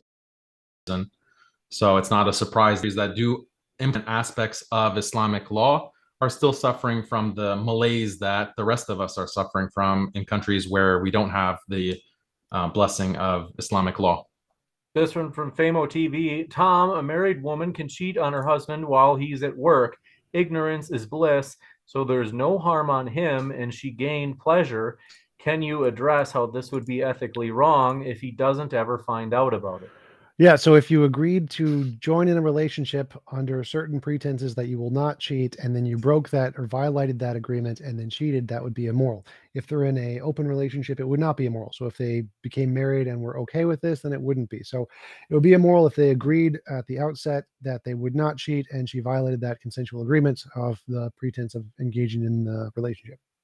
This one from Hassan Korna says, Daniel, if it wasn't for liberalism, Islam will not spread in the West. You should be thankful for it. If it were not for liberalism, well, I mean, if it weren't for liberalism, the Muslim world wouldn't have been brutally colonized. If it weren't for liberalism, France wouldn't have genocided 3 to 8 million Algerians in Algeria. If it weren't for liberalism, the subcontinent wouldn't have been brutally occupied by the British. If it weren't for liberalism, you wouldn't have 3 million Muslim deaths in Indonesia in the 19th century. These are all the products of liberalism. So let's actually be fair in how we evaluate these things. What do those have to do with individual rights, civil liberties, democracy, and free enterprise? Because I'm missing out. Yeah, all the liberal thinkers were also in favor of colonialism. Watch my debate with Destiny. That has nothing to do with liberalism. Yes, it is. They're the liberal philosophers. Is John Stuart Mill a liberal philosopher? Partially, but again, liberalism You're is an idiot. individual Partially, rights. he's partially a liberal philosopher. Okay, Yes, that makes sense. He's He partially. was also a colonial administrator within the subcontinent. Liberalism is individual rights, civil liberties, democracy, and free enterprise. If you add anything else, you're not adding liberalism, you're adding something else. No, all of these liberal thinkers believe that, they believed in individual freedom. They believed in personal rights, free enterprise, etc. But they believe that, look, you have to impose this. Genocide? They argued, people like Alexis de Tocqueville, John Stuart Mill, Jeremy Bentham, even Adam Smith believe that you have to impose this on religious societies because they're not intellectually capable to accept the reason of philosophy, the reason behind liberalism. So you have to impose it. And if that means killing millions of people, that's justified. Why? Because the end result is going to be better. The ends justify the means. That is the utilitarian thinking that all of these liberal philosophers had to justify the brutal invasion and occupation of the Muslim world. Watch my debate with Destiny. Just because you're ignorant of historical facts and you make this stupid face, it doesn't make you look smart. I think you should recognize that. Well, it does. That's the historical fact. You don't even know. When I asked you is John Stuart Mill a liberal philosopher, you said partially. Yes, because I'm more educated in philosophy than you, so I know there's. What's your degree? You're educated. So where did you get Stanford Encyclopedia? Googling is not an education. Go back. Where's your what's your degree in philosophy? No. Stop deflecting. What is your credentials in philosophy? You keep saying that I'm not educated in philosophy. Yes, you're not. You're clearly not. Where's your qualifications? Do you have a degree? Do you have even an undergrad degree in philosophy? No. Answer the question. You're trying to deflect, so I can't address the point. What's your degree in philosophy? So I'm more qualified than you. Objectively, everyone can tell that. But if you're saying where's your that qualification? If you're saying that liberalism, what's the qualification? My qualification is Harvard University. Can you mute him for a second, James? Tufts University. That's my qualification. So hold on. Master's degree. I've got to get it on the same page just so they can hear it, because they won't hear either of you if it's continuously both of you talking. Right. So he's saying that that civil liberties, free economy, and that all the things that are fundamental to liberalism, these philosophers wanted to violate all of those things and do literally the opposite to these other countries, and that's liberalism. So what he's doing there is called a contradiction. Read John Stuart Mill. He says that, look, yes, we have to sometimes implement a benign dictatorship on barbaric people who are yet to see the light of liberty. Is that a part of liberalism? Or yes, it's in his book. It's in his book on liberty. On liberty. Read the book on liberty. He says sometimes it is necessary to impose despotism on these masses of non-liberals until they become acculturated to the liberal superior way of life. Alexis de Tocqueville, in front of the French government, argued that's not a part of liberalism. I don't think you understand. They are liberal philosophers. On Liberty is a book of philosophy, is it not? Oh my God, I don't. John Stuart Mill is a philosopher, is he not? Alexis yes, he is. How about Sam Harris? Is Sam Harris a liberal? Hold. Is Sam Harris a liberal? He says that we need to. It is justified to nuke Muslims, preemptively nuclear strike. How are you Muslims so dumb? How are you so dumb? It is not acceptable, morally acceptable to preemptively nuclear strike the Muslim world if they do not accept liberal beliefs. End of faith. This is Sam Harris making this argument. A liberal saying something is not equivalent to liberalism. Liberalism. It is in the book on liberty. It is in. Yes, it is. The book on liberty is not the end-all, be-all book of liberalism. Liberalism has progressed. Consent of all of these major liberal thinkers who were also part of the colonial project. So dumb. John Stuart Mill, Alexis de Tocqueville, Jeremy Bentham, Adam Smith, James says. TJump, as a moral objectivist, don't you think it's impractical to base morality on something as inconsistent and volatile as feelings? Feelings are the phenomenon of morality, how we experience it. They aren't the thing that it makes it true. So we're not basing it off feelings. Feelings are interpretation, kind of like vision. If morality is a real thing, our intuitions are how we sense it, kind of like how our sight is how we see things. We don't base what we're seeing off of our sight. We try to correspond and test it outside of that. Moral intuitions are the phenomenon. They're not the morality itself. This one coming in from, thanks for your question as well. WLZXX says, The UK has a higher marriage rate and lower divorce rate than almost all Sharia compliant countries. There's no evidence that Islam preserves marriage. No, I don't believe that's true. Grays 174 says, why is God's justice perfect? What does that mean for it to be perfect?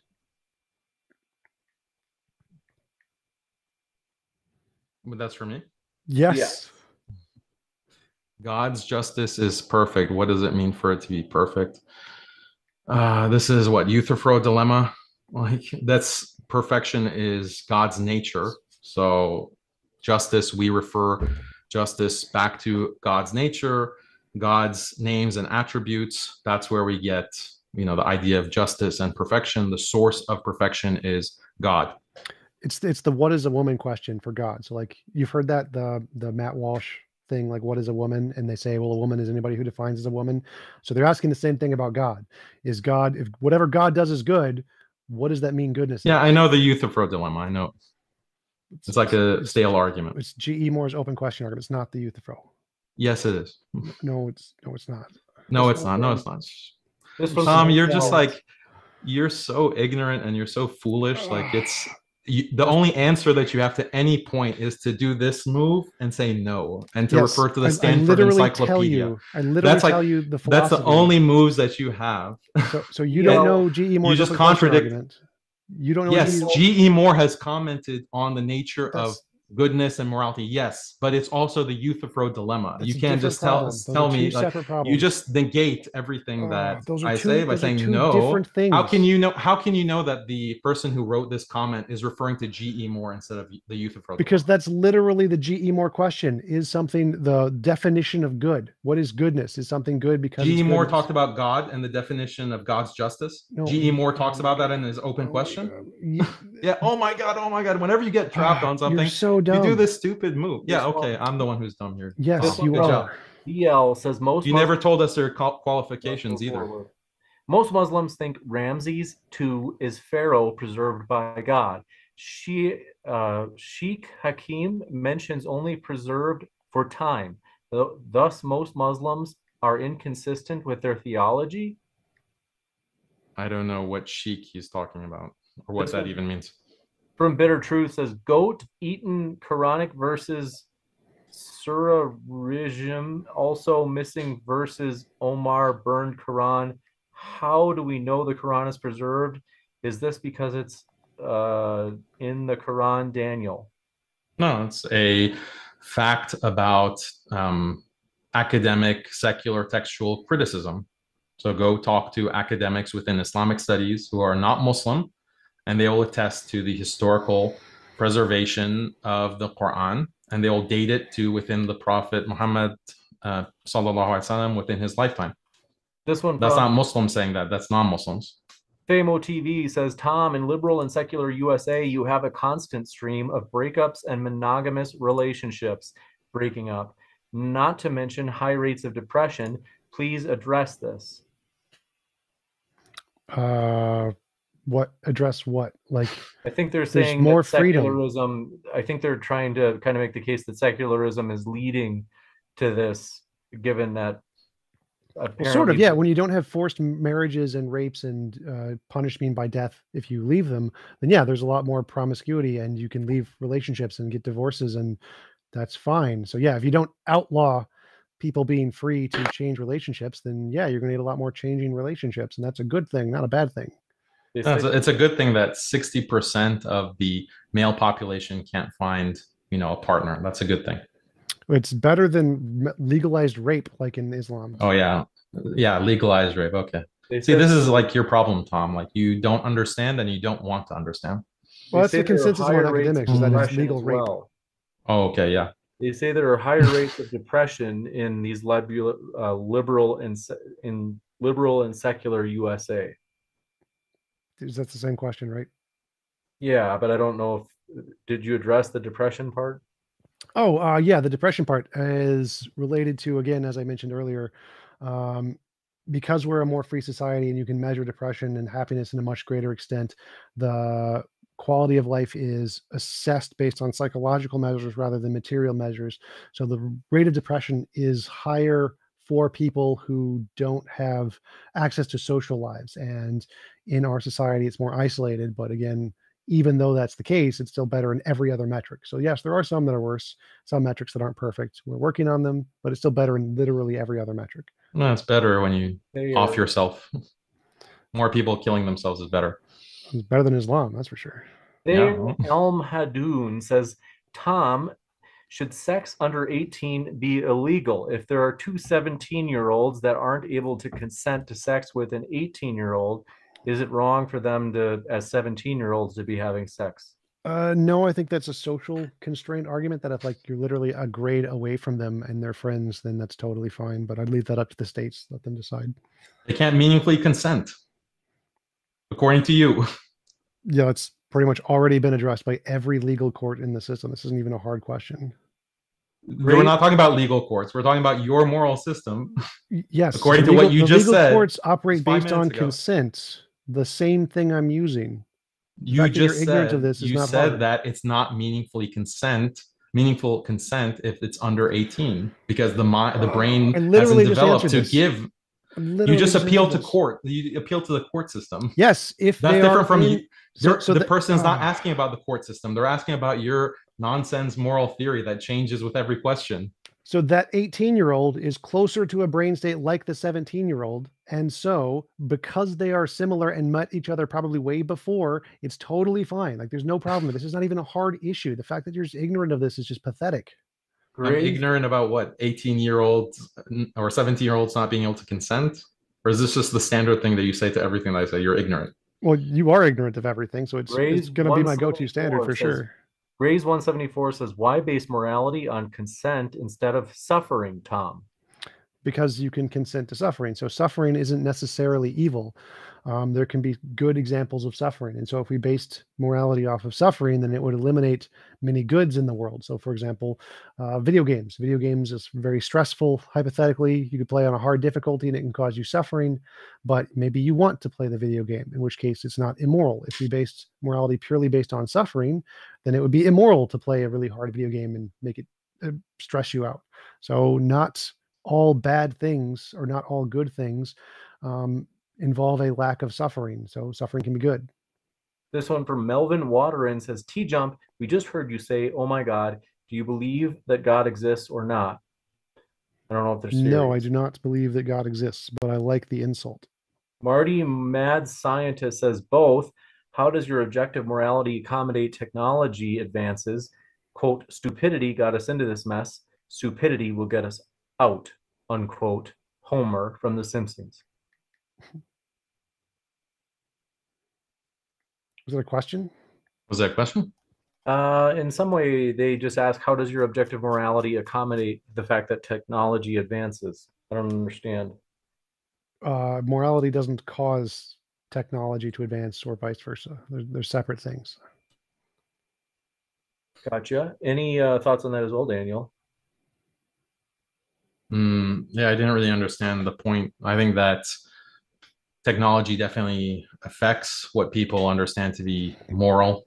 I think that technology is driven by moral considerations. I think a lot of technology is driven through a atheistic worldview and the idea that what's most important about life is bodily pleasures and like increasing consumption. So I think a lot of technology is driven with that understanding of value. But that is destructive to humanity because there are other very important values that human beings have that I mentioned before, like having value for marriage, for family, having a loving community, belief in God. These are all things that human beings deeply value, but a lot of technological progress is predicated on this view that the only thing that matters is bodily pleasure. So it's no surprise that we are in a world with a lot of technology, but people are more depressed, people are more lonely, they're more atheistic, and they're suffering. That's, it's partly due to technological progress. This from DL says, do most Muslims think as deeply about faith as you? If not, why would people go to hell when to them it is just like Christianity to a Christian? I think everyone has a certain capability to evaluate evidence and to come to the conclusion that God exists. Again, it's something that literally people are born with. Again, this is the Islamic belief in fitrah, but it's also something that's corroborated by cognitive science of religion, that people naturally grow up and develop this belief in God. And then at that point, people can evaluate, like, what is the correct religion when it comes to worshiping God without partner. And Islam just says that, there's one God who created us, and that God is the supreme perfect being. He has no partners, he has no assistants, and people should worship him alone without partner. That's basically what Islam says, and that's, I think, the most rational position. And people can evaluate that. Anyone can evaluate that on the world today, as long as they're not like insane. You got it. This one coming in from, do appreciate your question. DL says, or that was XXWLZXX says, if there is in fact a God, then I hope he blesses TJump. He's a champion for reason. Great work, TJump. You gained a fan. This one from DL says, TJump, what are your educational credentials? I started my own business out of high school, so I just audited classes because it's cheaper. So I actually have, I think, 15 college credits, and the rest are all audited. So they didn't get to the degree, but I got all the classes done. This one from Grays 174, quote, what is a woman but for God's justice perfection?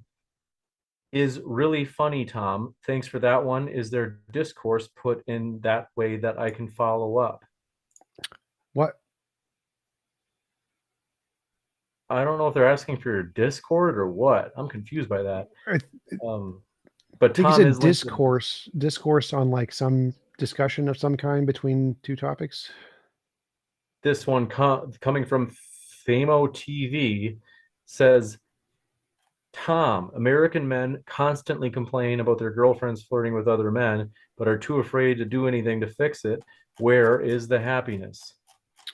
Well, Western nations are objectively happier than Muslim nations on every metric. So like the fact that one metric seems less happy is not the case. Men are still happier in America in their relationships than in Muslim nations.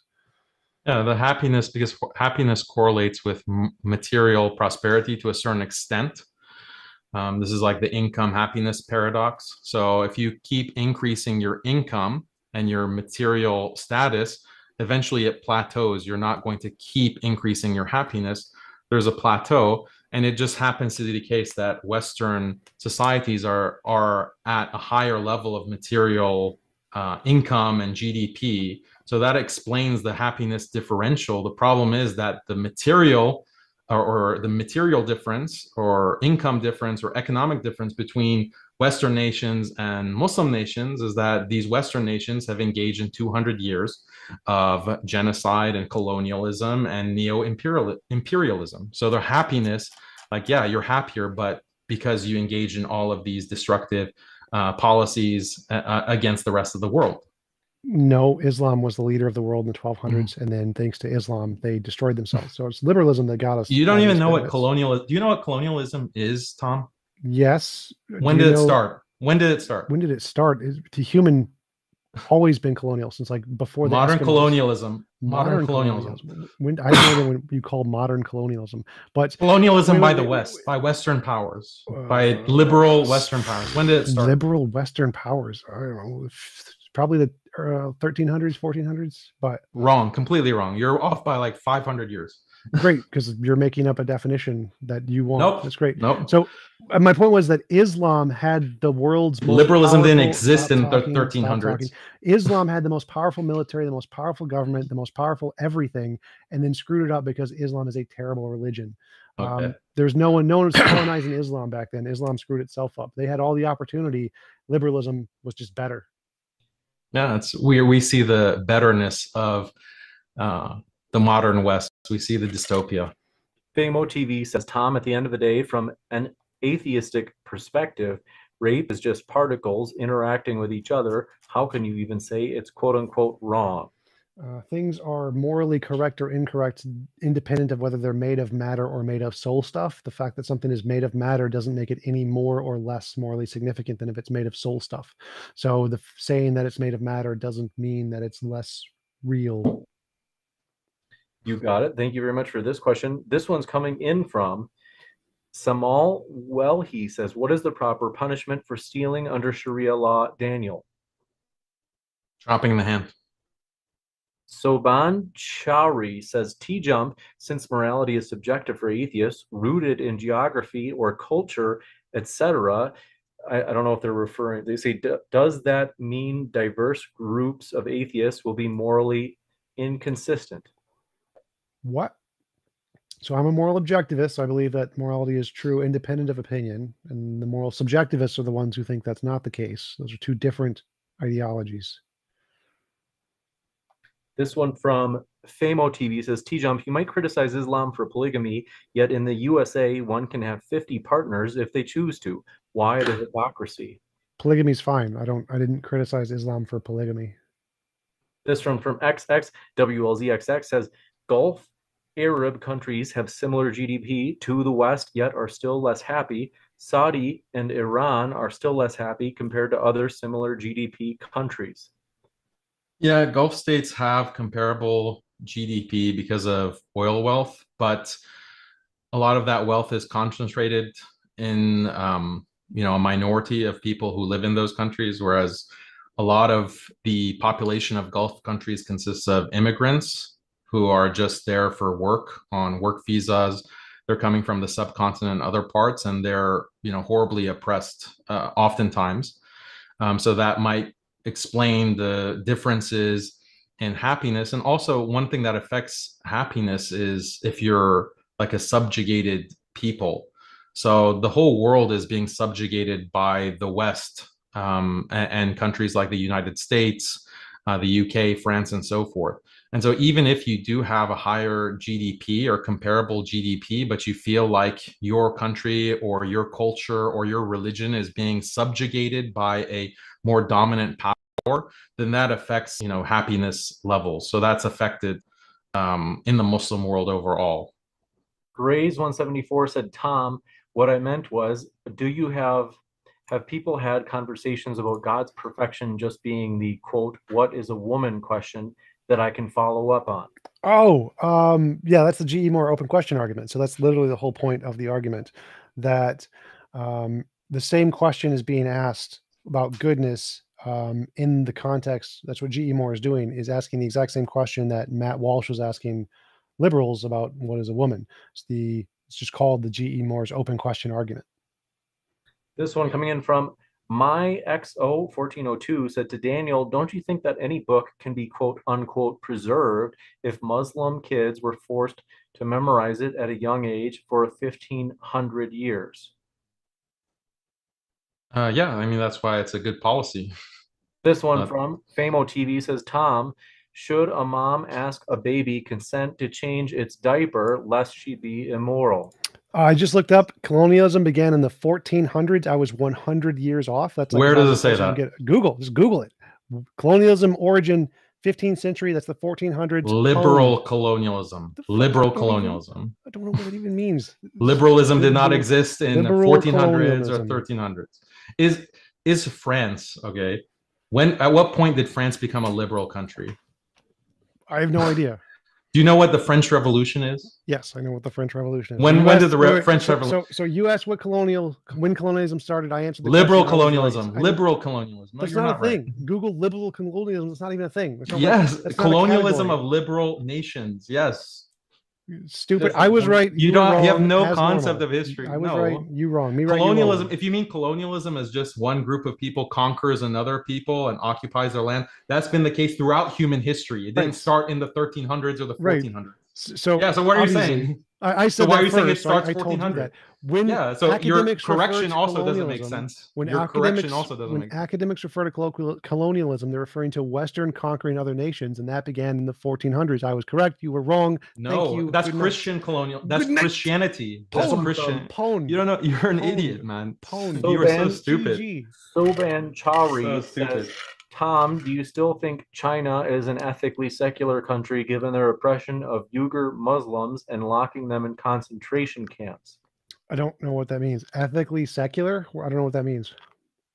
I think they're saying, do you think that China as a secular nation is ethical when they No, they're evil. China's horrible, but it's better than like Islam. This one from Soban says, TJump, do you think Chinese oppression? I think that was the second. Yeah, I mean, the Communist Party agrees with you that Islam is evil. That's why they're putting Uyghurs in concentration camps. So you do share a lot with the Chinese government, Tom. Well, sure. We also breathe. We have lungs and hearts. We share lots in common, like other humans. Man, I can't believe you audited classes in a university. You're so smart. They should have just given you an honorary doctorate. This one from You're genius. Famo TV says, T-Jump, Mao and Stalin lead the most murders in history. They were both atheists. Not to mention USA, the secular country, has a death toll of over 12 million. Yes. So if we take the average of all secular nations, it's still better. So that's there are definitely bad ones. That's true. But the average is still higher for secular nations are better off in every respect. You got it. And I think, let me just double check, but I think that is it for the questions. That was a lot of them. You guys had a lot of questions for this one. So I want to say our guests are linked in the description, folks. If you'd like to hear more, you certainly got a taste for them. There are hundreds of you out there listening, and there will be thousands more listening as this video on demand is up on the YouTube channel, and then thousands more on the podcast. Highly encourage you. Our guests are linked in the description. You can find their channels below if you just click down below, and you can hear more about their views. One last question from Hassan. This is the last one we can take, folks. He says, did God choose his nature because it's good, or is God's nature good because it's chosen by God? If he can't choose his nature, is he not omnipotent? I don't see that as a coherent question. Like, your nature is your nature. That's saying, who you are. Did he consciously choose his nature, or did his nature force his consciousness to be the way it is? Yeah, can you have a four-sided triangle? Like, you can string together any combination of words, but the whole purpose of your nature is that that's who you are, regardless of any other consideration. Right. So you're just stringing together words that aren't coherent. No. So this coherence. Yes. Tom, take some more classes, like audit some more classes. Then you can tell me what the question means. This is super simple. I answered the question. No, you didn't. So the question is like, your nature determines your consciousness, and that makes perfect sense. So like, yes, I agree. No, your nature doesn't determine your consciousness. That makes no sense. How does your nature determine your consciousness? You don't choose your consciousness, do you? Or aspects of your consciousness. Like, for example, you, like, did you choose to be like, you have these specific personality traits that you do? No, because your nature is not. So that's your nature. Your nature is the fundamental aspects of who you are. That's not your consciousness. So your consciousness arises from those things. And the fundamental aspect of who you are, that's your nature. So how you just said that you don't choose those things. Right. So that's like your brain. If you're a materialist, that'd be like your brain. If you're a spiritualist, it'd be like your soul. So if like it doesn't make sense to ask that question, you just conceded that it doesn't make sense to ask that question about God. No, it does make sense for all of those things. Like, your nature is the fundamental thing you're made of, which then audit some more classes. Audit some more classes, Tom. You need to brush up on your how to educate children. I just missed that class. I totally missed it. Yeah, you missed a lot. We must move on to the end. So I want to say thank you very much, Daniel and Tom. It's been a true pleasure. This was an epic debate. Seriously, this was a fun one. It was a lively one. You guys we do appreciate you guys. And again, they're linked in the description, folks. I'll be back with a short 2-minute, you could say, post-credit scene in just a moment, folks, to let you know about upcoming debates. If you have not yet, hit that subscribe button. We have many more debates coming up in the future that you don't want to miss. As an example, apostate prophet and Muslim apologist are debating next weekend. You don't want to miss that one. So hit that subscribe button and that notification bell. But one last thank you to our guests. It's been a true pleasure to have you, both Daniel and TJump. Thank you. See you guys later. Bye. Thank you, guys. It's been a true pleasure. Very lively, to say the least. So let me know if there's anything I can do to make your day easier. If you'd like me to add any links to the description box, I can add. I already have your YouTube channels, but if you want me to add other ones, I'm happy to.